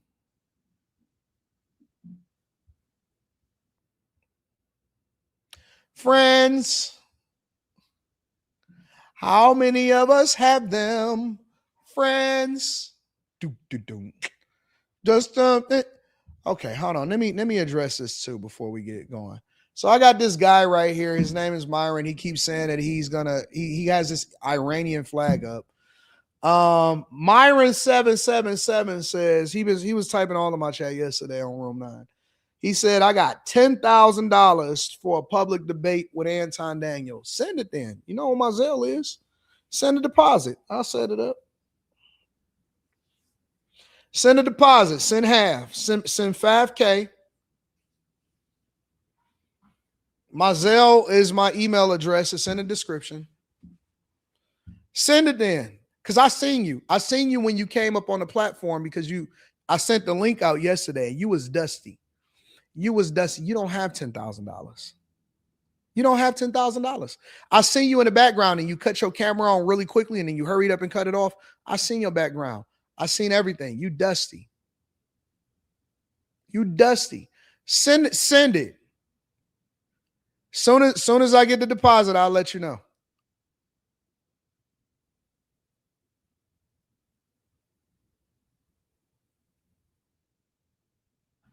We take half up front, and then the rest of it, we get it popping.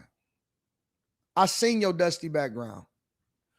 Now, look, okay, you wouldn't let me up, clown. Send it. No. Well, I don't want to talk. I don't want to go back and forth. You wasn't on camera. You hurry up and turned your camera off.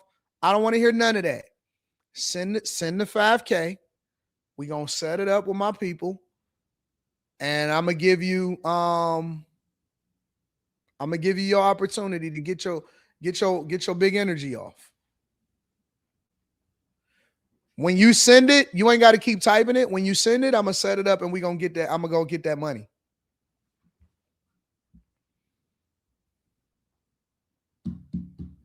All right. But see, I'm different. When I say something, I really mean it. The comedian found that out the other day. We're going to stay away from that. Make sure you guys hit a like for the algorithm, subscribe to the channel, and turn on your notifications. I don't play no games. I don't play no games. Send it. I don't make threats. It's just time. It's a matter of time. It's not a matter of if, it's a matter of when. It's not a matter of if, it's a matter of when. It may take me a little longer because I got to make sure that all of the T's is crossed and the I's is dotted, but I'm definitely going to see you. I didn't forget. I never forget. Whereas you thought that this was over, it's never going to be over, ever. Under no circumstances will I ever relent.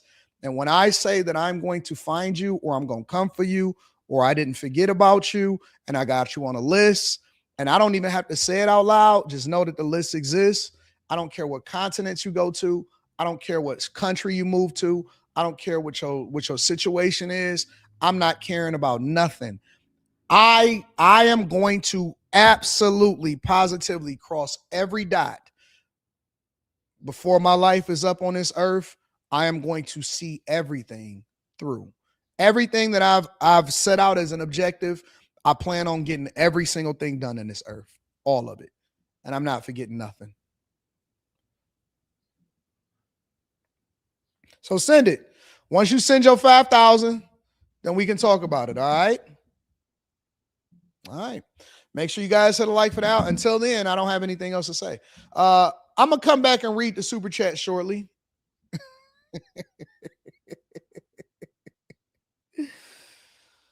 Oh, man. Talking about $10,000. Man, if you don't get your butt out of here, I seen that dusty background. You was looking dusty. Your glasses was all fogged up and stuff. I said, nah, man, we not going to keep on having this conversation with these dudes. Y'all going to have to put some money up. Y'all got to put some money up.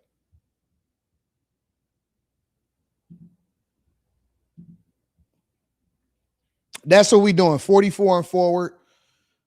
This is the new rule, chat. We going to get to the next part. I want to go into this Trump blockade. Going forward,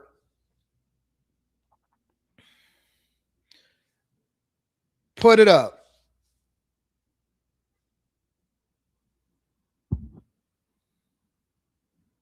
I'm not doing no more panels. I'm not doing no more interviews unless it's beneficial for me. I'm not showing no more love to nobody. I'm done with that. If you're not crew, I'm not pulling up. And when I say crew, I'm talking about like people that's on my panels or like my people and they start their own channels or something like that. I'm not pulling up. If I'm not doing no interviews unless I actually think it gives me more visibility for my profile. Like it's got to be somebody big that I'm interviewing with or I'm kicking it with. I'm not doing no more interviews. I'm not doing no more panels. I'm done. You're going to have to send a check from now on. I'm not doing no free kicking it, no free debates, no free none of that. If you're not cutting the check to Algorithm Daniels, make it out to Algorithm Daniels. If you're not cutting the check, don't even talk to me because I'm not doing no hookups. No, we did all of that. I gave y'all all of that. You figured it out for yourself. You ain't no pulling up, ain't no meeting up, ain't none of that. You're going to have to send a check. Send a check and we're going to make sure that we figure out what goes on after that. All right, send a check, send a request, send an official email. My email is antondaniels413@gmail.com and we can get that popping. All right. We done with favors. Favor life is over. It's over. I'm not putting nobody else on. I'm not trying to figure out how to get nobody popping. No hookups, no alley-oops, no none of that. I've done enough free charity work up to this point, making sure everybody eat. And it's just business now. Everything is business. Everything is 100% business going forward. It's 100% business. And I think I've earned that. I've earned the right to say it's 100% business. I'm not popping out unless you're pulling up with some checks.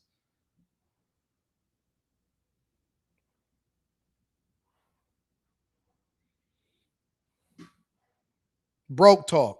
That's why I'm going to ignore you. I'll send you 10,000 if you defeat me. Man, get out of here. Man, if you don't sit down somewhere with your popcorn ceilings and start to get your life together, you need to stop trying to figure out how you can debate me. You need to get a coaching call. You can save your money, get you a coaching call, and I can get you out of your situation and make sure that you get your life together. All right? Get your money together. Y'all need to stop trying to debate and start getting a coaching call. Hey, Anton, I need help with my life. It's in shambles. My glasses is fogged up. I can't see, and I don't know what to do. All right. Send it. Send it.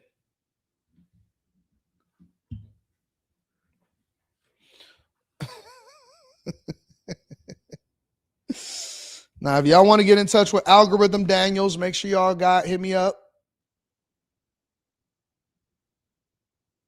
You know what I'm saying?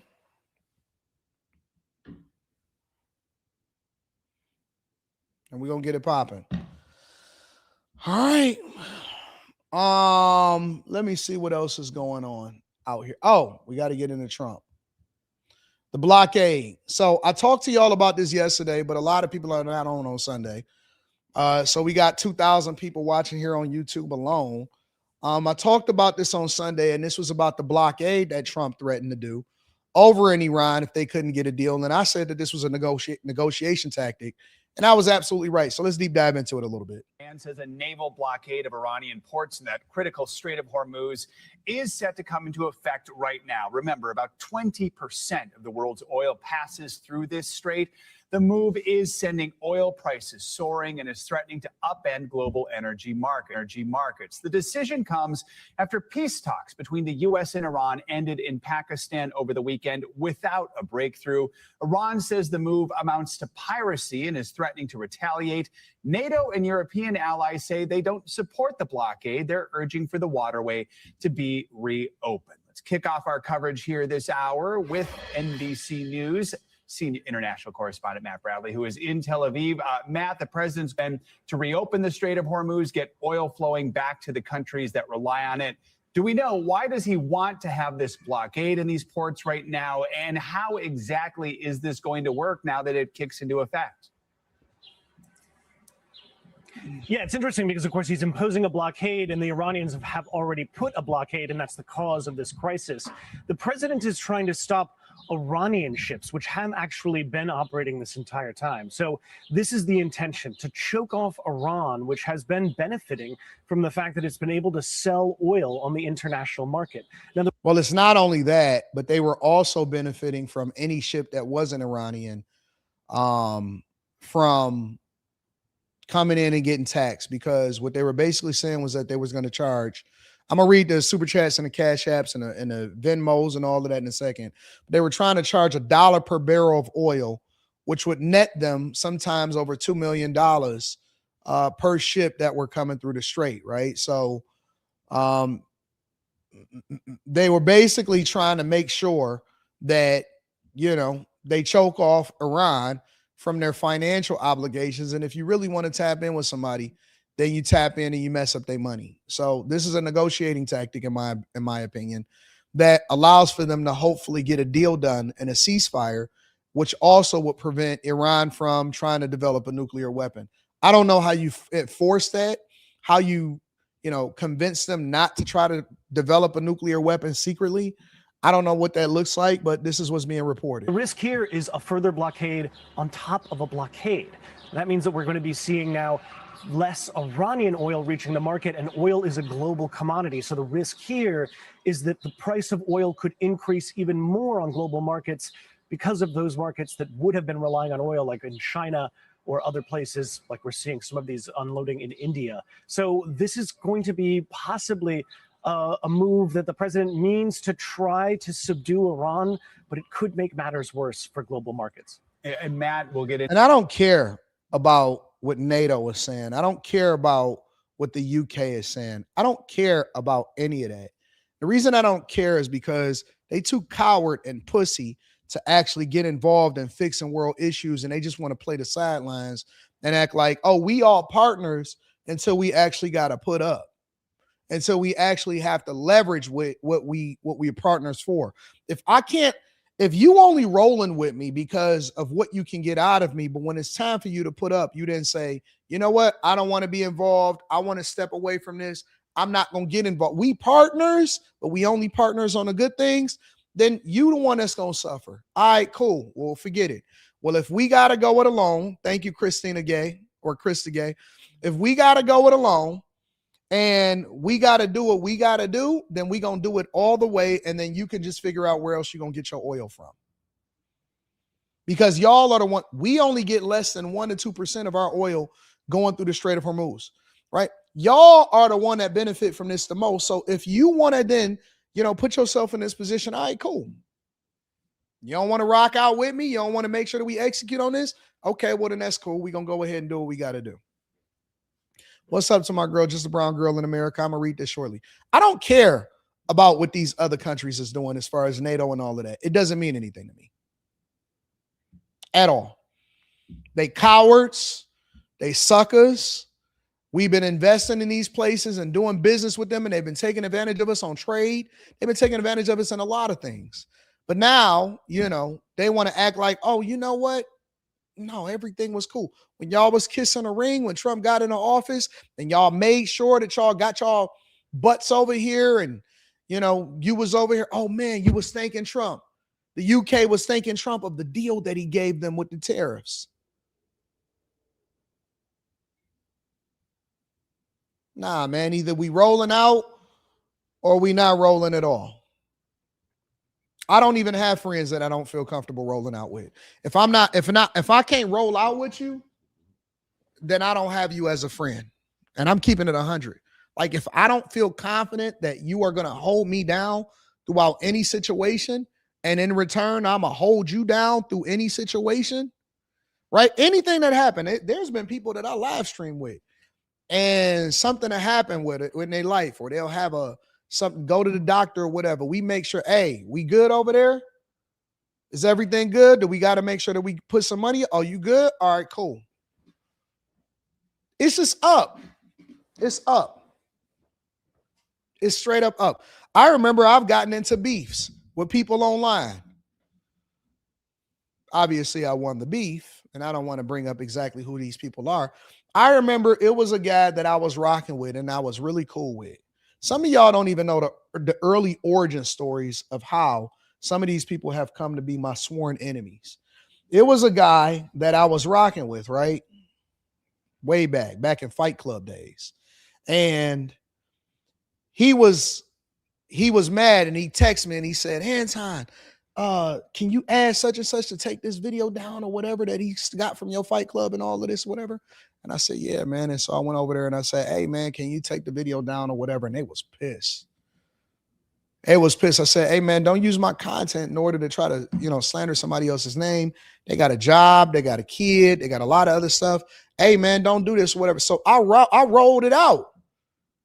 Now, I will tell you that person is no longer around or anywhere to be found. They just rolled off into the sunset and they acted like nothing ever happened. Meanwhile, I was still dealing with the fallout of fighting the wars with them. That's why I'm selfish nowadays. That's why when I woke up this morning, I said, you know what? If I don't feel like I could fight a battle with you, or if I could roll out with you in any circumstance, I'm no longer going to be rolling with anybody. And that's the same approach that I think that we should take when it comes to our partnerships and NATO and doing business. We either need to look at it as 100% business, because it ain't no more alliances. It's either business or no.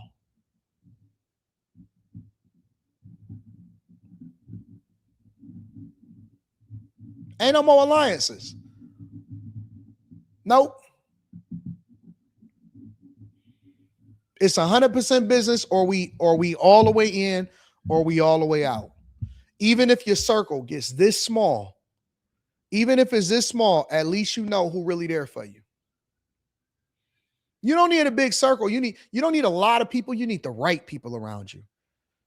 You don't need a lot of people around you. We don't need a lot of partnerships. We can have business partnerships, but that don't mean that we're friends.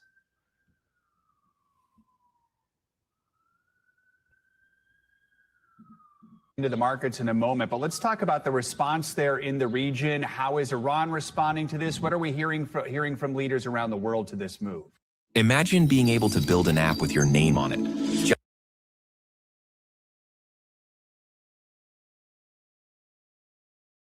U.S. Central Command says a naval markets. And Matt, we'll get into the markets in a moment, but let's talk about the response there in the region. How is Iran responding to this? What are we hearing from leaders around the world to this move? Yeah, well, this is something that is being obviously condemned by the Iranians, and you know we're seeing more and more around the world an increasing realization that this confrontation and even the call for negotiations is causing more and more friction and pushing things down the line. The president's attempt to try to sell to the world that Iran has already been defeated, that this has been a victory for the United States and for Israel. These are things that aren't really going to be landing with a lot of folks, especially with a lot of foreign leaders, especially those allies, American allies, that the president had scorned and then asked for help and then scorned again for not helping. And Matt, what got us to this point was those marathon peace talks.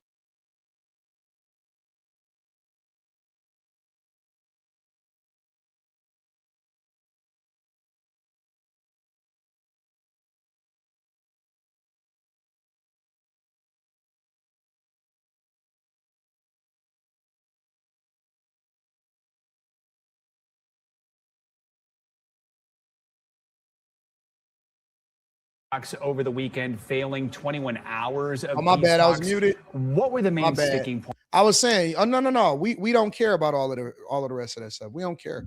Now y'all want us to have feelings. Y'all told us that we wasn't the police of the world. Y'all told us that we wasn't we couldn't control what was going on. That we couldn't, have any influence in that. It was their business. It's other. No, okay, well then handle that. Handle it then. You got it. Find another way. Take the long way to get your oil, or we'll sell it to you. We'll ship it to you. We manufacturing oil out here. We the new manufacturers of oil, the kings of oil out here. We'll get it out to you. Points there. Why didn't they come to any sort of deal? Yeah, well, according to the American side, we've been hearing that the main sticking points are the enriched uranium and Iran's access to a nuclear weapon. And, the United States has been characterizing this as the main issue that has been complicating and really delaying negotiations all this time. It's one of the reasons why this whole conflict came to war to begin with, because of many of these same diplomats who had been negotiating with the Iranians. So, now we're seeing once again the problem with these negotiations. They haven't really been able to get to the main issues. Now, of course, the Strait of Hormuz has become America's priority during the war. But the president is saying that it's Thank you, because Jay of this Perry. question Thank of you to everybody nuclear that held me down. negotiations, of nuclear bombs, of being able to actually achieve one, which, by the way, the Iranians enjoy as parties to the Nuclear Non-Proliferation Agreement. They have the right to enrich uranium. But the president is saying that they want to make sure that in these negotiations that the Iranians agree to give up their right to enrich uranium. And so that is something that is really colliding here. Both of these sides are so far apart, it's going to be tough to reconcile in just a matter of weeks, let alone several years of negotiations. Matt Bradley in Tel Aviv. Matt, thank you so much. Let's get right to NBC News senior White House correspondent Garrett Haake, who's at the White House, joins us with the latest. Garrett, we know the president was up late last night posting to social media. What are we hearing from him about this blockade? Are we getting answers to some of the key questions, like how long it could last, or if other nations are going to try and help maintain it? Well, Joe, we're getting some answers, but candidly, some of them are contradictory and all of them are not supported with evidence that we can see. The president has suggested that this blockade could be open-ended. The idea here is to put the Iranian economy into a vice by cutting off their ability to sell their oil and natural gas products anywhere with a blockade of all of their ports, and with the hopes that that could force Iran back to the negotiating table. The president did say last night on the tarmac at Joint Base Andrews on his way back here to Washington that other countries are lining up, he said, to help police the Strait of Hormuz, or the Persian Gulf essentially in its entirety, which is what would be required here. But he gave no names, and we can't find any supporting evidence of any other nations who are particularly enthusiastic about this or willing to lend their ships to what could be an open-ended effort, Joe. Garrett, has the White House indicated what it might look like? Say a ship from a nation like China tries to leave an Iranian port. Is the U.S. military ready to do anything in that kind of situation? What might that look like? Well, look, we could find out, Joe. I mean, the only guidance we've gotten has been from some of the president's allies. An interview with Tom Cotton, for example, this morning, a Republican senator very close to the White House suggested that he sees this blockade playing out like the one earlier this year of all Venezuelan ports, in which the United States Coast Guard and military vessels did intercept and essentially seize ships that were departing Venezuelan ports. Look, this is a much bigger set of circumstances. There's more maritime traffic, there's bigger nations involved. And to your point, the idea that perhaps a Chinese flagged vessel or a vessel flagged to an American ally might be boarded by the U.S. could be escalatory in a way that the White House hasn't fully, or at least publicly dealt with yet. We simply don't know how aggressive the U.S. will be in enforcing what the president and his allies insist will be a total blockade of the Iranian coastline. So that is what's happening. The blockade is now going into effect as far as preventing ships from going in and out from Iran, not just the ones that they deem, but no ships can go through without U.S. approval. Make sure you guys hit a like for the algorithm, subscribe to the channel, and turn on your notifications. Let me read. I want to move over to Candace Owens next, but let me read some of these super chats. First of all, let me give a shout out to our streets. What up, our street? Says happy cake day. You know, hold on. Let me put up the full message. She said, happy cake day. Shout out to my girl, our streets. I appreciate you. Thank you, my love. Man, our streets is my girl.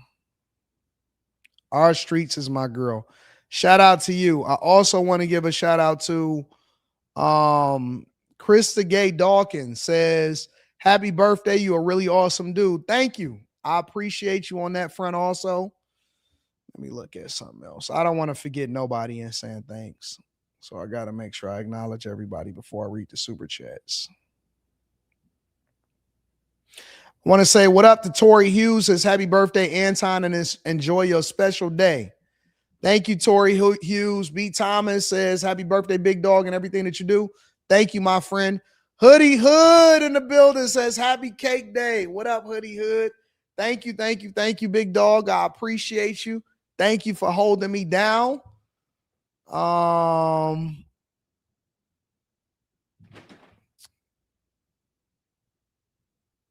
Let me see something.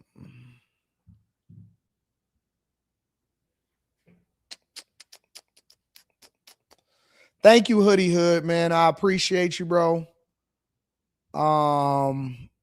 It doesn't go unnoticed, man. It doesn't go unnoticed. Thank you, bro. Thank you. Lisa, my girl Lisa says, happy blessed day, AD.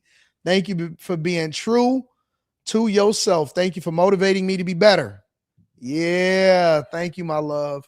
Lyric the Gamer says, happy B-Day, young man. AD, what's your best advice on someone who is making a big 40 at the end of July? Looking forward to getting a coaching call from you soon. For someone who's turning 40, I would say two things. Number one, life gets better. I think the best decade is probably in your 40s and 50s. Your best decades is in your 40s and 50s. Absolutely. I've had more fun, more life, more enjoyment in my 40s. And I had a ball my whole life. I had a ball. The only time life was difficult for me was when my father died and in 2008. Outside of that, man, elementary school, middle school, high school, I had a ball. 20s, for the most part, outside of going broke when I was 26, ball. 30s, I loved my 30s. But my 40s has been incredible, bro. Has been incredible. So look forward to your 40s. That's number one. And then number two, you got to put everything in hyperdrive. So whatever you going to do, right? Whatever you was working on, whatever you grinding towards, whatever life is you want your life to be, your 40s, It got to be your final form because you want to enjoy and coast to your 50s, 60s, and so on and so forth, right? Your 20s, 30s, and 40s is when you put the work in, but your 40s is what is going to define you, right? Real talk. So you gotta make every decision count. You can't take no chance on no people. You can't take no chance on people that's gonna throw you under the bus. You can't take, you know what I'm saying? Everything counts more. It matters more. You got to keep your circle smaller. Don't be willing to cut people off. And I'm not talking about like, oh, I'm never talking to you again because I don't like you. I'm talking about I like you and I'm going to see you on Thanksgiving, but I don't necessarily have to see you every day in order for me to really rock with you. Like, you don't have to cut off friends or cut off family like that. But at the same time, you got to focus 100% of your energy on you. So don't let nobody shame you and say, hey, man, how come you so busy? You don't call us no more. Because I'm busy. Because I'm busy. And I'm living life. And you got to, I would say 40s is the decade where you got to be incredibly selfish. And when I say incredibly selfish, you have to enjoy life and do what's best for you, both in business and in personal. Like whatever it is that's meaningful to you, you have to put that at the forefront.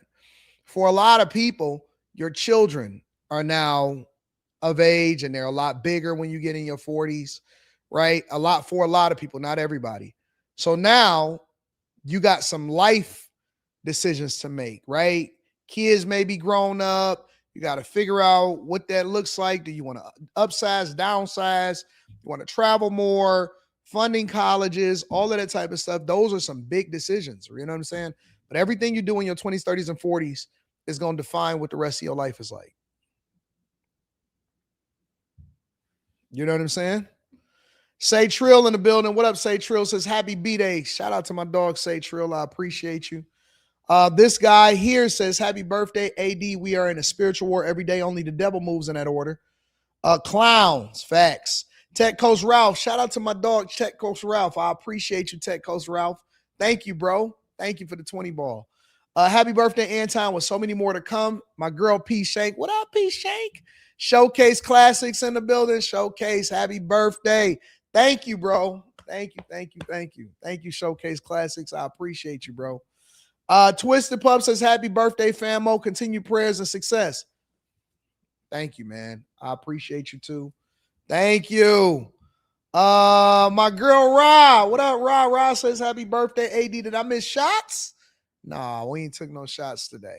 I've been focused, clear-eyed for the straight guy. Shin-C says, happy birthday to my favorite YouTuber. May you and your family continue to be blessed. Thank you, Shin-C. I appreciate you, bro.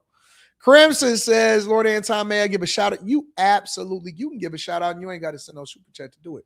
I like to recognize Her Scan for a phenomenal service and experience that they provided in mammogram ultrasound. Shout out to Her Scan for taking care of my baby girl, Crimson. We love y'all for taking care of the baby girl, you know? The Snake says, happy birthday, AD. I will be joining the Patreon soon. Make sure y'all tap into the Patreon. Link is in the description as well as pinned to the top of the chat. Happy Born Day, Kim Folk. Shout out to Will, the CNA. I appreciate you, big dog.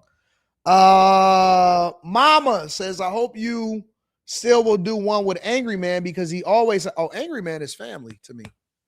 See, what a lot of people don't realize is that me and Angry Man actually linked up in real life. See, I know Angry Man in real life. All right. Angry Man flew out to Detroit. We was courtside. See, they didn't catch that courtside game. We was courtside at the Pistons game. Angry Man was here for a few days. We did an interview. We did like just me and him kicking it.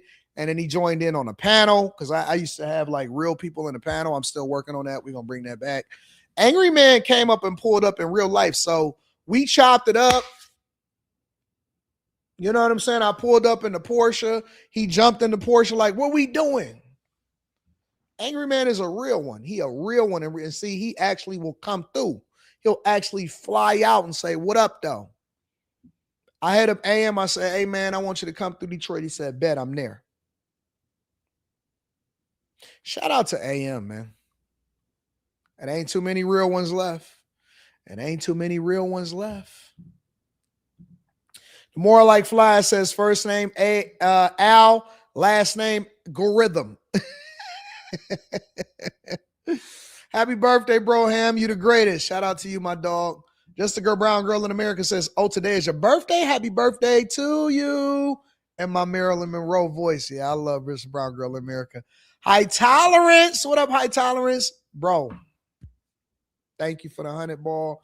Says, happy birthday, AD, and God bless. Salute to the Chasers. Buddies, selfie was wild work. Only thing missing were duck lips and him standing on his back leg like he bow-legged. I seen somebody that I think had rickets yesterday. Seemed like they had rickets. I said, dog, you got to put your legs up.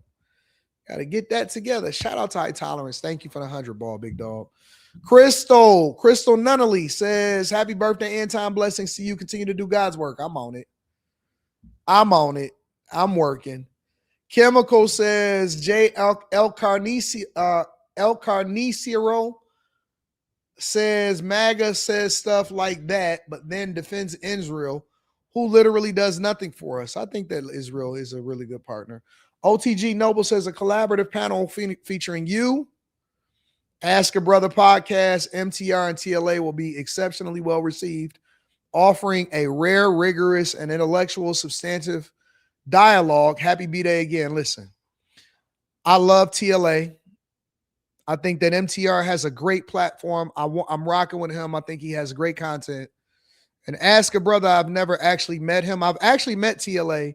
And this is one of the things that people don't know, right? First time I ever met TLA was at Kevin Samuels' funeral. That's true. A lot of people don't know it because they tried to give TLA and they tried to give MTR some pushback, because they tried to make it seem like, well, if y'all ain't his friends, because how come I didn't hear about y'all at the funeral? TLA was at Kevin Samuels' funeral, and so was MTR. TLA, the lead attorney, was at Kevin Samuels' funeral, and so was MTR. Mediocre Tutorial Reviews and Kevin Samuels, those were the two people that I seen at the funeral specifically, right? And that doesn't take away from anybody else's friendships or relationships or interactions with them or whatever, but the lead attorney, these are the people that I seen specifically.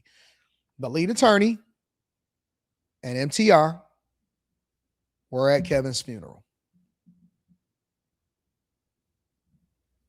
That's what I seen with my own eyes.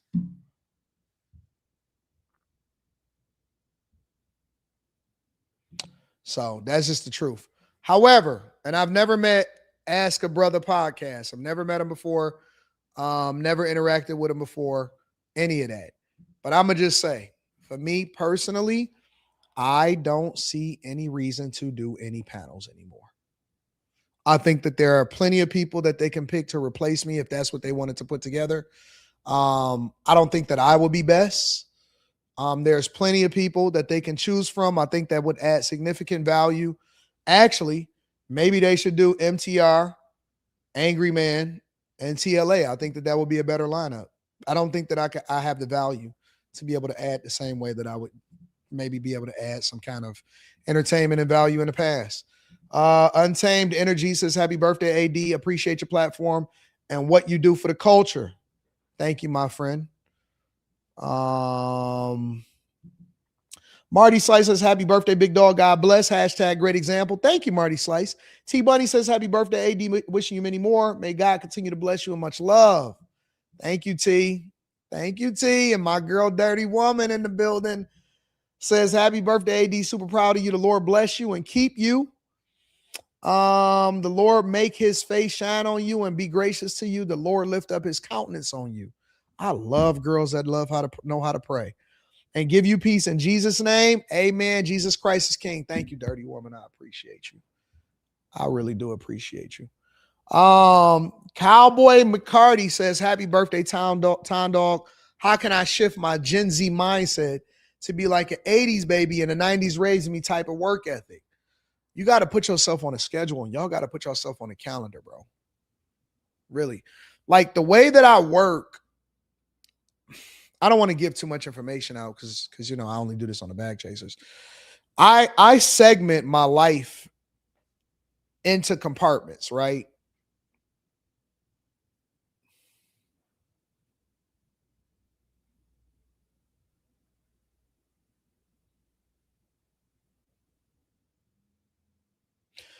Let me simplify it just so I don't give too much information away. Everything I do, I'm all in on. I'm going to make it as simple as possible. I'm all in on. When I would go to work, I would focus 100% of my energy on work. I wouldn't do anything except for work. When I get into bed and I go to sleep, I don't be on my phone. I don't scroll. I don't do none of that. I know because a lot of people get on their phones, and I say this a lot. And let's say, for example, they're in the bed for 9 hours, but they only really sleep for 5.5, 6. They didn't get 9 hours worth of rest. They sat there, they watched TV, they scrolled on their phone, they did all of that. I don't do anything except for what the task is that I came to do. If I come into the studio, right, and I say, all right, look, I'm going to be here for 10 hours, 12 hours. I break it up, all right? First 4 hours, I'm working on nothing but videos. Second 4 hours, I'm working on nothing but, Room 9 content. Last 4 hours, I'm only working on Millionaire Morning Show stuff, and that's it. I don't mix. I don't match. I focus 100% of my energy, and then I may take a nap in there to crash out to knock the edge off. But everything I do is 100% in on whatever it is that I'm doing at that particular time. Does that make sense? I don't know if that makes sense.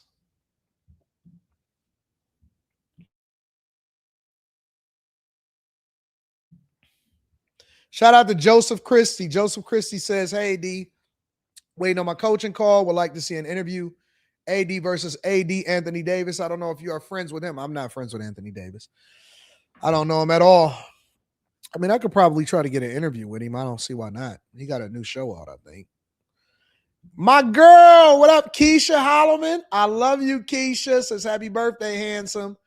Happy birthday to me. I like it when you call me handsome. My girl, Keisha. Shout out to Keisha. Thank you, love. Thank you for the 50 ball.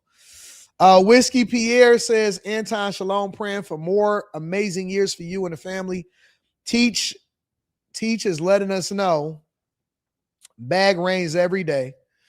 The content you're pushing is making it rain on us content creators. Thank you. Intel on lawsuit, please. I have no idea what you're talking about. The last part. No idea. On what? Mm-hmm. You know me, I stay out of private citizens' business. All right. Make sure you guys hit a like for the algorithm, subscribe to the channel, and turn on your notifications. I want to go into Candace Owens, and I just kind of woke up and was like, yo, because I seen Steven Crowder, and he was talking about people that was turning against Trump, and then I seen, obviously, what was being communicated about Megyn Kelly, right?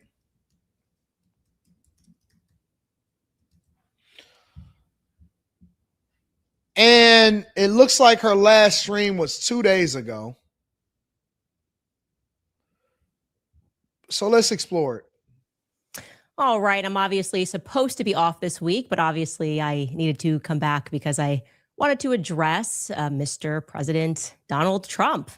He is obviously arrived at a moment, and I just wanted to hopefully these words will get to him. So I'll just say that. Dear Mr. President Trump, I've always been a fan of gladiator movies. I have watched them all countless times. Everybody who watches this podcast knows that. And when I consider what it is that I am so drawn to, like, is it the actors? Is it the storyline? Yeah, in part, of course. Who could deny, like, the performance of Russell Crowe in the first film? But above all of that, the characters, the script, there sits this sort of incontrovertible truth that I am absolutely fascinated by, which is the fragility of empires. Right? What is it ultimately that collapses an empire? What makes an emperor weak? or an emperor strong? I think more to the heart of the matter, the question is, what is it that makes a king or an emperor feel threatened initially, right? The setup of every movie is always the same. You have the wealthy elites, the politicians perched above a coliseum, slaves fighting to their deaths beneath, all for their distinct entertainment, obviously. And then comes the inevitable narrative flip. Suddenly, the elites and their scribes and the senators, they perceive a threat. And when does that happen? That's actually not a rhetorical question, Mr. President. I know the answer. It is when a slave begins to command the crowd every single time without fail. That's when the politicians begin to feel worried. And what is of particular interest to me about that moment is that the slaves on their end, they never desire the seats of the politicians, right? They just want to have their most basic needs met. In most circumstances, they'd happily would serve some sort of structure of governance forever if their basic needs could be met, but it's proven to be a historical impossibility, right? Inevitably, we arrive at the moment of political extravagance, the fabled let them eat cake moment. They just can't stop, right? There can be absolutely no truth between a master and his slave for that reason. The nature of the relationship forbids it. And I think about this a lot now, very often, mostly in the context of our late mutual friend, Charlie Kirk. I think to myself, when was the exact moment that Charlie Kirk understood that he was not free? That he had money and that he had fame, but he did not actually have freedom. You know, between you and I, whoever it was that made the decision to kill him was correct in their assessment that he was indeed a threat, because Charlie Kirk could command a crowd. He was capable of that. So much so that he actually, if you think about it, he's been dead for 7 months and the crowd still moves on his behalf. That's incredible. That is real power, Mr. Trump. You should ask yourself, how did he achieve it? I would offer it's because he never sat above, perched, looking down at the slaves, right? Charlie understood how movements were built and, more crucially, how they were sustained. Someone actually said to me shortly after his death. Let me go over into what Trump said initially that then created this whole kerfuffle, apparently. He wrote a whole lot. Does Trump actually write this stuff? So this is what he wrote on Truth Social. All right. I know why Tucker Carlson, Megyn Kelly, Candace Owens, and Alex Jones have all been fighting me for years, especially by the fact that they think it is wonderful for Iran, the number one state sponsor of terror, to have a nuclear weapon because they have one thing in common.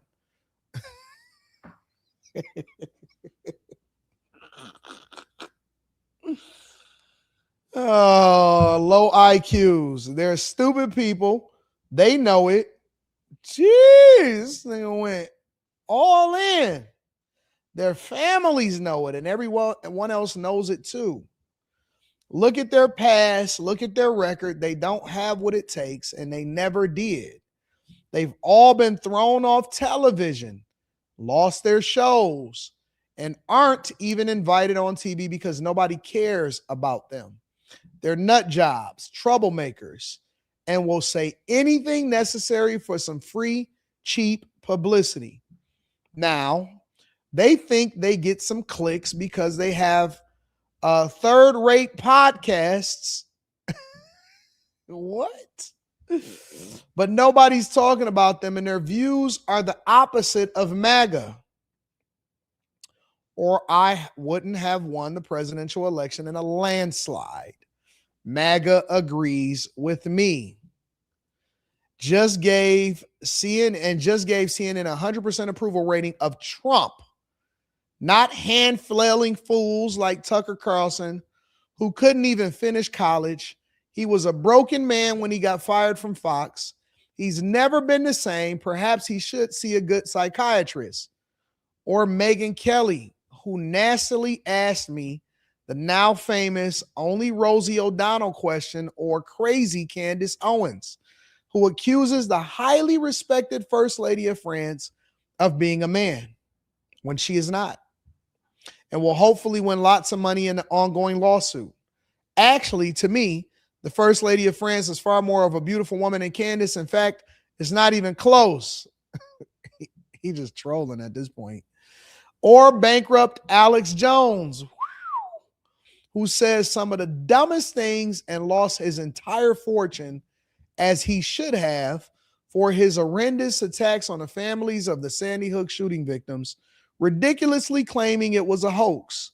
These so-called pundits are losers, and they always will be. Now fake news CNN, the flailing New York Times, and all of the other radical left news organizations are hailing them and giving them positive press for the first time in their lives. They're not MAGA. They're losers just trying to latch on to MAGA. As president, I can get them on my side anytime I want to, but when they call, I don't return their calls because I'm too busy on the world and the country affairs. And after a few times, they go nasty, just like Major E. Trader Brown. But I no longer care about that stuff. I only care about doing what's right for our country. MAGA is about winning in strength and not allowing Iran to have nuclear weapons. MAGA is about making America great again. And these people have no idea how to do that, but I do. Because the United States is now the hottest country anywhere in the world. President Donald J. Trump. That is what he wrote on April 9th, 2026 at 4:28 p.m. So Trump basically responded to all of the criticism that he had been getting from everybody else, including Candace Owens, Megyn Kelly, Tucker Carlson, and even Alex Jones. And he was like, listen, if you got the balls to be able to come at me, I am going to snap back at you. That is basically what is happening. Sheesh. And this is Candace Owens' response. Jobs, troublemakers, break from reality. So I'll ask the question, do you have any idea why it was, Mr. President, that your old tweets, the sentences you used to say, which were typically definitely insults back in 2015, but do you ever wonder why they worked? I can help you, right? It's because they were rooted in some element of truth, okay? So if you called Rosie O'Donnell unattractive, or when you said Hillary Clinton should be in prison, it played to the crowd because although many people thought it was inappropriate and beneath the dignity of a politician, it was based in truth, right? Hillary Clinton's done some things. Now, you can call Megyn Kelly a great many things. I have definitely had my political disagreements with her over the years. Low IQ? Really? Tucker Carlson, low IQ? Me, low IQ? The three of us unsuccessful somehow? When you write stuff like that, you just demonstrate nothing but your own irrationality. It just doesn't land. Nobody cares about them anymore. Really? You're the leader of the free world and you're tweeting about us. I think that means somebody cares. Actually, what nobody cares about anymore and what you seem to have an inability to comprehend is that traditional cable news no longer moves the needle. Cable TV is a dying medium. FDR, he used the radio, right? His voice, the fireside chat, it worked. That is very true. It moved audiences when it was new. And when the world transitioned there, and then suddenly it was the dawn of television, JFK's good looks on the screen, that served him. And he used that. Once again, fast forward to today, and the world is technologically advancing. Yet you're launching insults at what you don't comprehend. Joe Rogan is not going to do Fox News hits. Do you understand this? He is not trying to get on CNN. None of us are. I don't know how else. I don't think that Trump don't understand exactly what's going on. And I understand this is Candace Owens clapback and she's trying to do the intelligent. She's not trying to do it. She's doing the intelligent clapback to basically say, hey, listen, you don't get it. We're not low IQ. You're obviously not aware of what's really happening in the world. And so she understand it. She understand that Trump's insults is a combination of trolling and basically saying, listen, you don't know what you're talking about. You dumb, you stupid, and keep it moving. So if Trump didn't understand that, then he wouldn't have did a 3-hour. When Trump went on Joe Rogan, all right, Trump actually was supposed to be on a plane to go over to Michigan, which was a swing state, and to be at a rally. Trump pushed the rally back, and he wound up being to that rally super late because he was on Joe Rogan for over 3 hours in a candid conversation. And he's leveraged content creation and content creators to win the election. And so I don't think that Trump doesn't understand or he doesn't know it. He's just continuously going on the offensive and making sure that he goes off on y'all. But two things can be true at the same time, right? Candace Owens is absolutely right.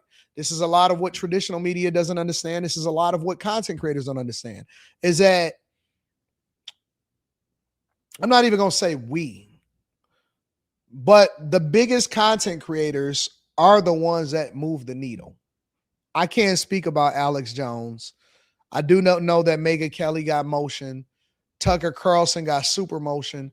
Candace Owens got super duper motion. That's just the facts. And so it's kind of a lot more difficult to go into a battle with a content creator when they are the ones that control the audience. A lot of people want to be associated with these content creators like the Candace Owens just because they have a large following. A large following begets a large following. That's why a lot of these other content creators, like if you go over to these content creators that be on Twitch and Kick and all of that stuff, a lot of times they be having bots. They bot it up.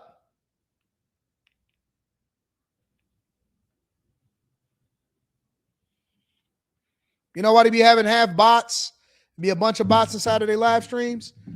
Well, the goal is to market themselves as having more motion than they really do, so that other people will say, well, why is a lot of people over there looking at their live stream? And then they go over there, and that's when they start to build a more of a following, because you're curious as to what they have going on in their live stream. So a lot of these content creators, they botting it up, bro. They bot it up. Why? Because motion begets motion. And if you're not able to tell that they bot it up, then you'll want to see what everybody else is trying to see, and you're going to go over there to see it yourself. To help you understand. You are quite literally mocking people because they comprehend something that you don't. Tucker Carlson is more powerful than you. Deep down, I think you know that. And I think you resent that, which is proven by your next lines. Did you say that Candace Owens is more powerful than Trump? Are you on crack?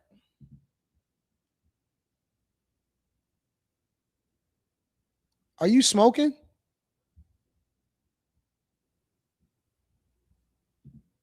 Are you crazy? Nah, you're not serious. I don't believe that you really said that, bro. I don't believe that you really said that. Who did you write that sentence for? Not even Brigitte Macron and Emmanuel Macron applauded that sentence, okay? They said, incroyable. It doesn't help. Sometimes propaganda, when it's too naked, actually just hurts the cause that it purports to support. What is your obsession with Brigitte? This Brigitte Macron in the swimsuit, you think that you can command people, men, straight men, to suddenly think that Brigitte is hot? Did you date Jean-Michel Trogneau? Are you gay? Why are you so obsessed calling me from the White House? Stop talking about Brigitte. Is it a physical attraction truly that you had there back when he was better looking, I suppose? Did you sleep with him when he was a man? Do you think people care? To your point about, I hope she wins money since it's all you see, gold, shekels. Do you think your base cares when the subject matter is children that are being statutorily raped by their supervisors? Do you understand that no one in MAGA, in true MAGA, cares about money above truth and protecting children? Did you connect that to be a theme with you. Protecting people who harm children. Why do you keep doing that? Why do you want people to be sued for standing up to that class? We continue. Let's go back to your message conclusively, right? We read the whole message. I just want to get to what her narrative is. No reason, because we just killed 150 schoolgirls for no reason, because you guys just lied about 6 of our servicemen who died. And they had to leak that to CBS News, that you were lying about what was happening. Is that what makes us hot? Is Hot Girl Summer being led by Brigitte Macron and people who attack people, other journalists, for telling the truth? Is like, what's going on? Who put this message together for you? I don't like it. I don't like the fact that they fighting. This is stuff that liberals are supposed to do, and people in the Democratic Party are supposed to do. They are supposed to be eating their own, and they're supposed to be fighting each other, getting mad at each other, and being pissed off. We as content creators, especially conservative, Republican leaning content creators, I don't get the beef part. I don't understand it. But it seems like there's a lot of people that are basically trying to move more into the independent world, right? They saying that, oh man, I'm a conservative, or oh man, I'm a Republican, but I don't necessarily agree with what is going on with Iran. I see a lot of content creators that seem to be against the United States when it comes to the conflict between Iran, but they don't want to divest themselves from saying that they're not Republican or that they don't support the president entirely, but they'll just be overly critical of every single move. And they basically almost saying that, yo, I rock with Iran and I really support what's happening, or to push back against the United States. You know what I'm saying? So it's kind of like a mixed message, right? It's not a respectful disagreement. These don't become respectful disagreements. These are like, I'm coming for the jugular, I'm coming for your throat, and I'm gonna also accuse you of some stuff that I think that you know what I'm saying, and I'm gonna come at you with. So it's a weird thing, man. It's a weird thing. And I fear that people also may be playing up to their audiences too. So it's a weird thing, bro. It's a very weird thing. But that is what's happening with Candace Owens and Trump. I don't know if there's anything more to make of this. And hit send. You're citing CNN, but you're also dissing CNN for having produced certain polls. I don't know. You just told us that we couldn't get on CNN, but now you're saying that we have good coverage on CNN. You're all over the place. It seems like you can't put together a coherent thought. I appreciate you.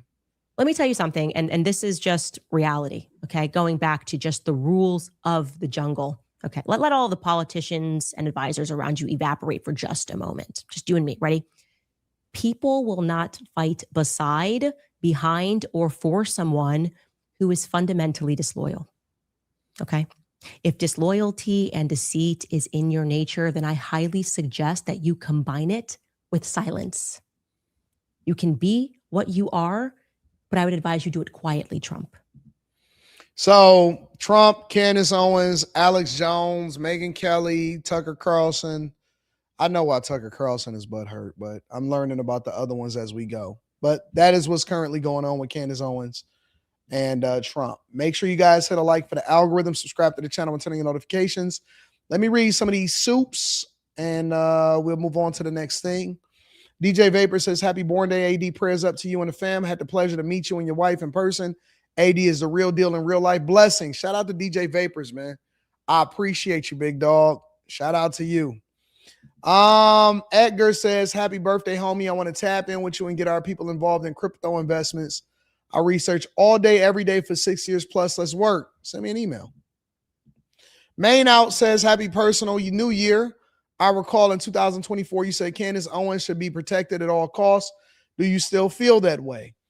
I think that Candace Owens is incredible at her craft, 100%. the context behind protect Candace at all costs. I don't remember the context that I said it, but I think that Candace Owens is incredible. I think that Tucker Carlson is incredible. I think that Megyn Kelly is incredible. I don't know a whole lot about Alex Jones because I don't follow Alex Jones like that. And there's other content creators that are incredible. I think that they all should be protected, both liberal and conservative, right? Just because I may not agree with somebody does not mean that I don't think that they are good at what they do. And you also got to remember that there's a form of entertainment that goes into this. At the end of the day, we're not just creators. We're not just journalists.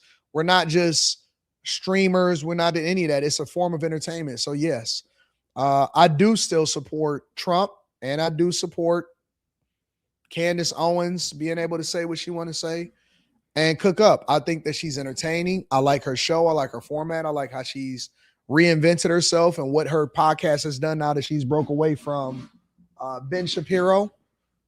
And I like Tucker Carlson's content too. So I may not necessarily agree with everything that they say, but it doesn't mean that, I don't support my fellow content creators. So I don't understand the beef with Trump, but okay. Real Life PJ says, good afternoon and happy birthday to Ump. May God continue to bless you with many more years in life. Love, family, and wealth. Sorry for being late. You never late. You just on time. TS Car Wash and Detail Service says, AD, hard work is the only thing I know. Is it the same with you? Nah, I know more than that. That's just the thing that's most meaningful to me. Is the wind behind your child's back? I don't know what that means. Is the wind behind your child's back?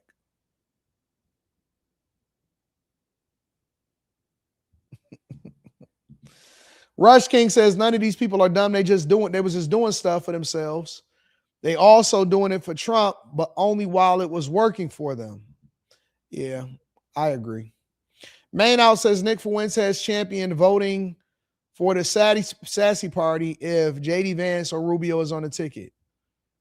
I don't watch Nick Fuentes. I don't watch Nick Fuentes. What is this Ring doorbell incident that you guys continue to tell me about that I see? Ring doorbell incident.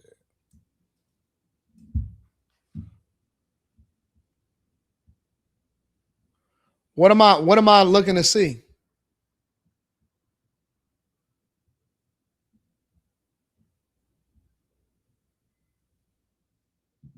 Hello. Is this it right here?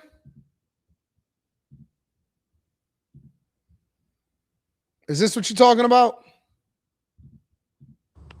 Hi there. Can you open this door, please? For what? I just want to make sure that everything's okay. There seems to be something going on. What do you mean?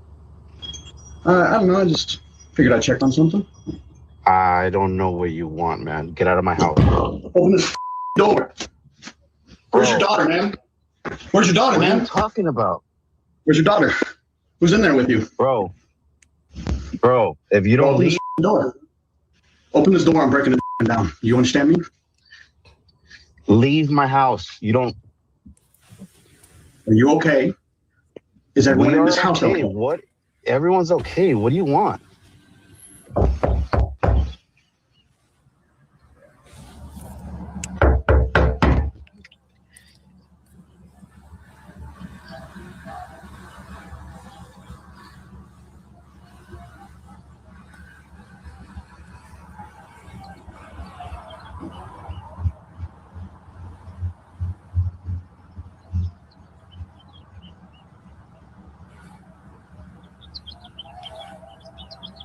Can you leave my house, please?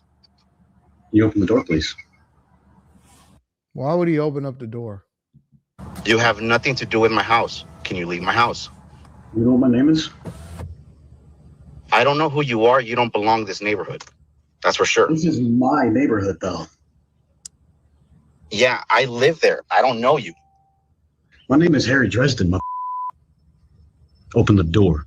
This is my neighborhood. Open the door. What? now, or I will end you. Do you understand me?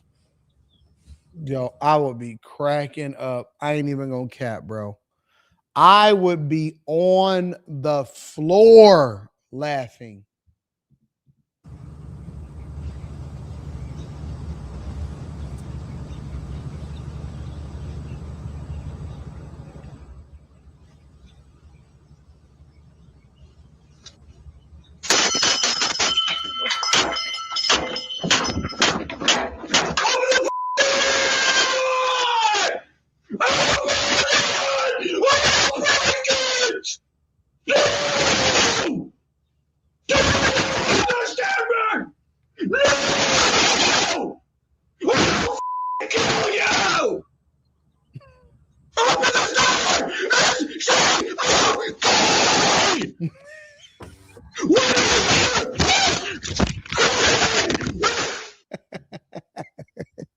Oh, no, I'm sorry.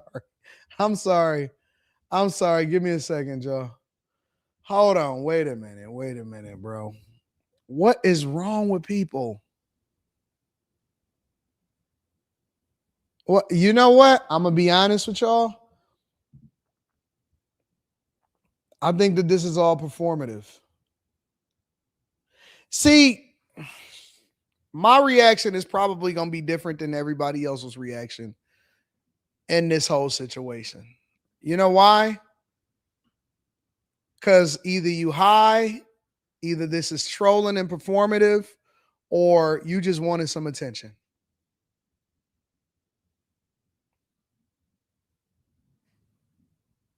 Either you're high, this is performative and they just trolling, or you want some attention. Somebody said this is real. Yeah, obviously I could see it's real because it's recorded on the Ring camera. But I'm just so skeptical about it because I just don't believe it, bro. I don't believe it. And either you having an episode or something wrong with you, or you want some attention and this is performative. It got to be one or the other. It has to be one or the other. And the reason that I say it has to be one or the other is because when people really doing something or they really about that life, they just do it. They don't like, I don't know, man.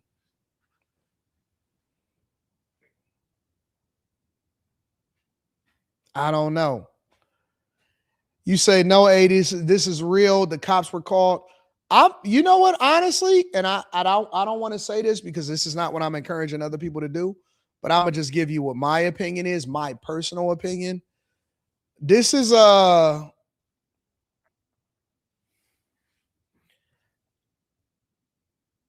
if I seen this, and let's say I'm sitting at home and I'm looking at this and I'm talking to this guy through my Ring camera, I'm gonna call the police, and then I think we can get some hands popping off. I'm gonna open the door for you. I don't believe he actually did break in.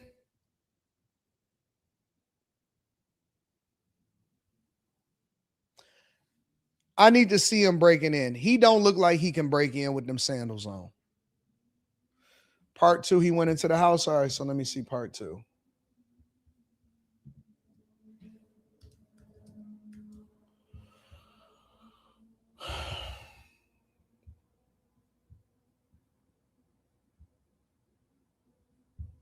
I don't see it.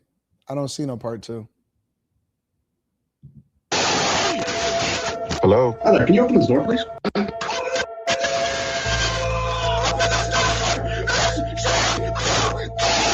Where's the part? All right, so let me find the part 2.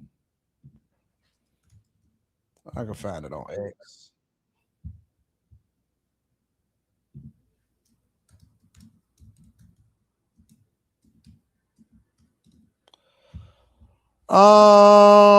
Ring camera 248.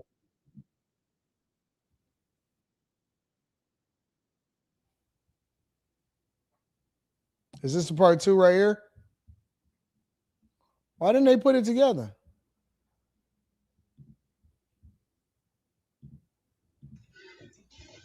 Is this him? He broke into the house?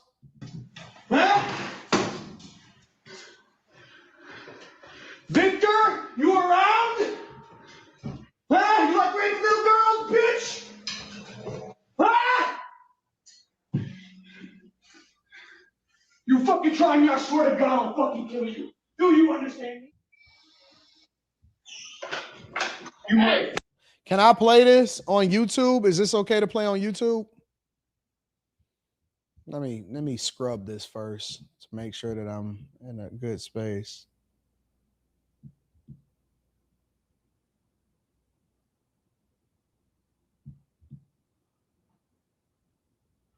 Places there. Make sure ain't no naked men walking across my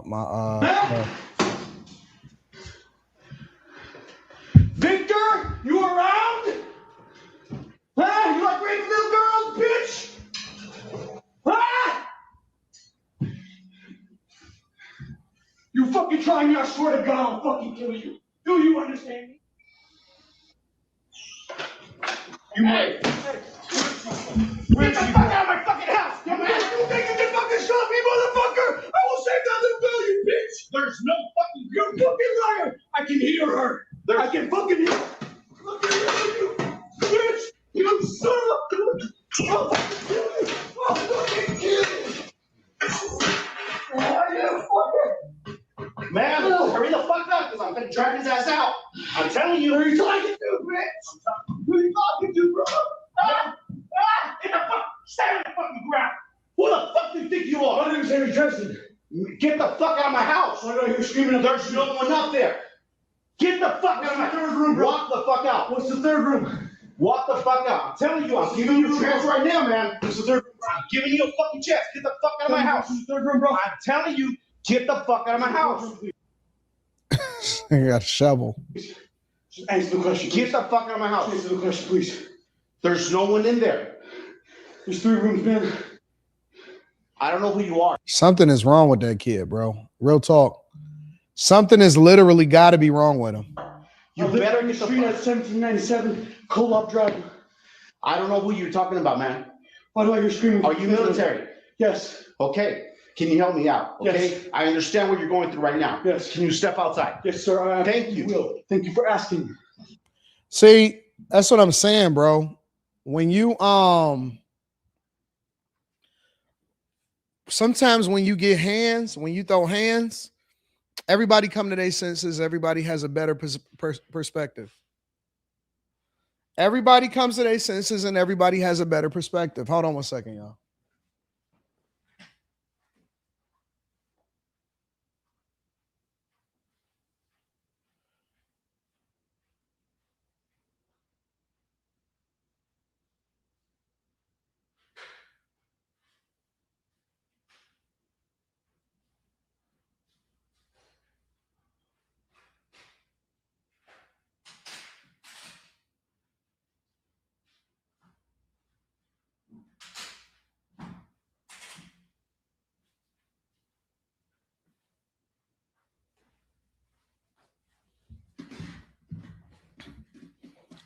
I think he's going through an episode, honestly.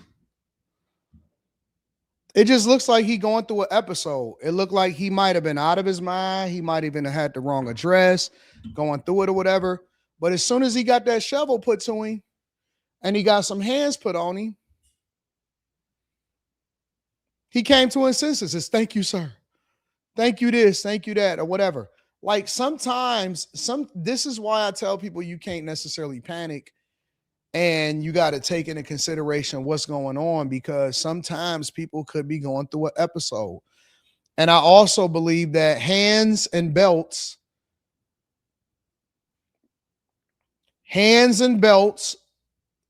will calm that demon down. Man, y'all don't understand, bro. I'm telling you, it drives it out of grown folks. It drives it out of regular people. When you can engage in a certain way, it will drive the devil far from thee. That shovel brought him back to reality. You absolutely right. I think that the shovel brought him back to reality. It helped him to realize how he's supposed to be acting, and he went from He went from that. He still was in his little manic episode, but then it went into, you know, regularness. Thank you, sir. I will step outside of your house.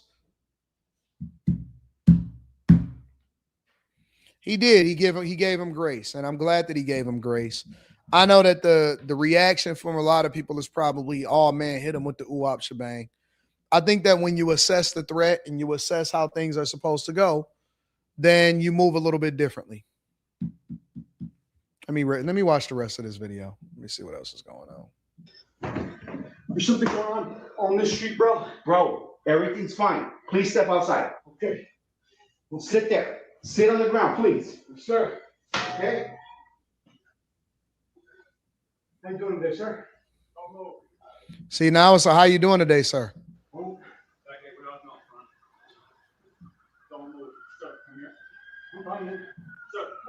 Okay.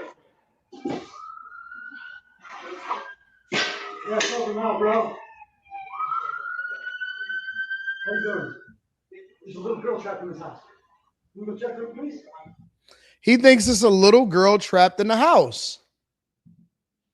And so he's probably having an episode, or for whatever reason, see, we quick to anger, we quick to act, and you can't always do that.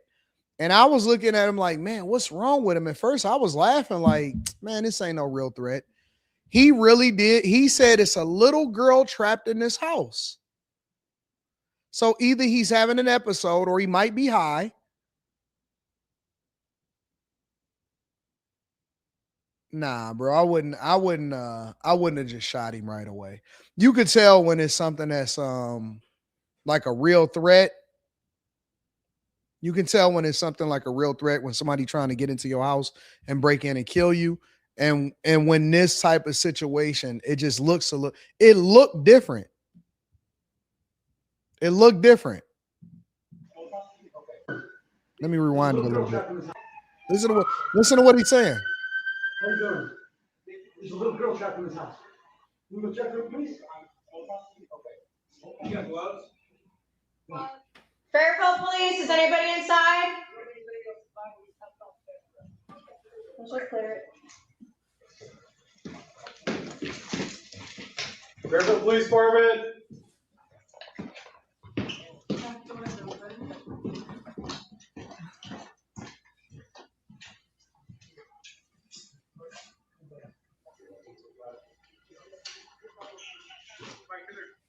You try and get the camera in, figure out where we're at.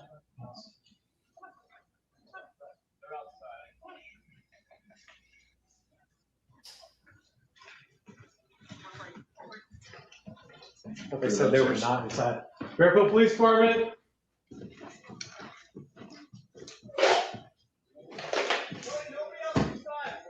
Copy.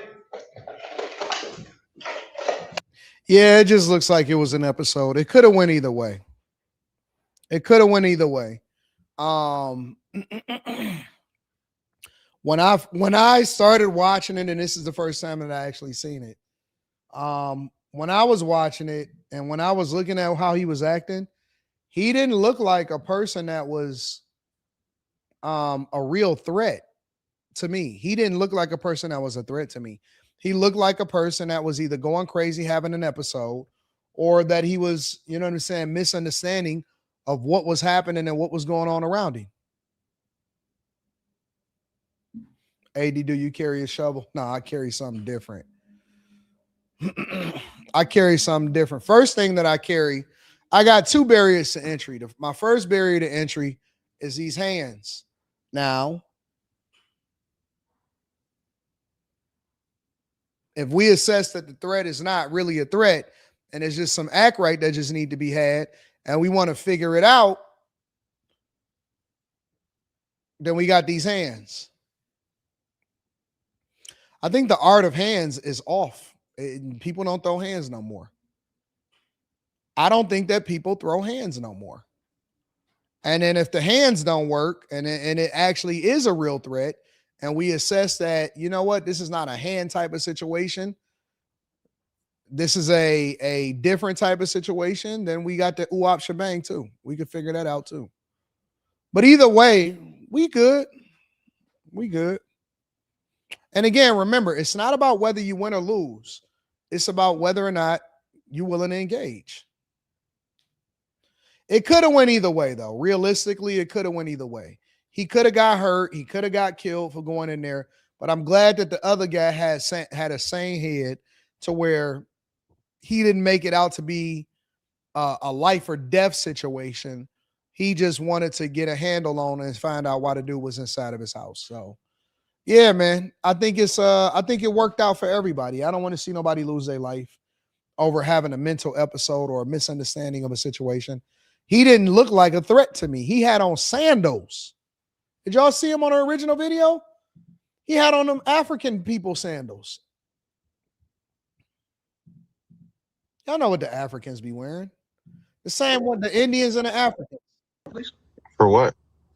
I just want to make sure that everything's okay. Look at his sandals. What do you? He got on sandals. He looked like he ain't never been in a fight in his life. Nah, man, you can get a hold of that.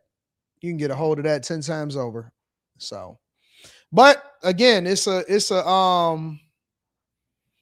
split-second decision, and I think that people have to be informed before they get engaged. Make sure y'all hit a like for the algorithm, subscribe to the channel, and turn on your notifications. They all wear Jesus 11s.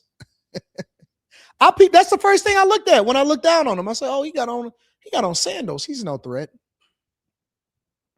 He didn't look like a threat immediately when I seen his sandals. He got on sandals. He got on a t-shirt. It looked like he ain't had no box in about 5 years. Nah, man, this dude is probably going through it, bro. Probably going through it. Shout out to Manny Plays PC, says that guy managed to break in the home. Everything he talking about is from a game or a show. Got them paws put on him, gave him some uh-ohs. Oh, man. Listen, y'all, I love y'all. I appreciate y'all. I got more work to do. I'm locked in the studio. Thank you to everybody that showed me love. Thank you to everybody that's holding me down. I promise to work harder than I ever have before. I promise to work harder than I ever have before, ever. I am going to put everything I have into hard work. That's what I'm going to do. And I encourage y'all to come along the journey with me. If you haven't already, make sure you tap into the Patreon. We're doing some great things. Watch the live stream. I might step out. The weather is like 78, 80 today or something like that. I might step out and say what up, though. See what's going on in the streets. I got to make a couple runs, and then we back in the studio, and we going to grind. I'm not going to promise y'all. I might do an impromptu live stream tonight. No specific format or anything like that, but just do an impromptu live stream tonight. Just getting off my thoughts. Maybe trying something different on after hours tonight. So keep an eye out for it. If you're not a part of the Discord, people in the Discord going to find out about it first. And we're going to get it off. We're going to get it popping. Maybe. I love y'all. I appreciate y'all. I'm going to holler at y'all later. I love y'all. Peace.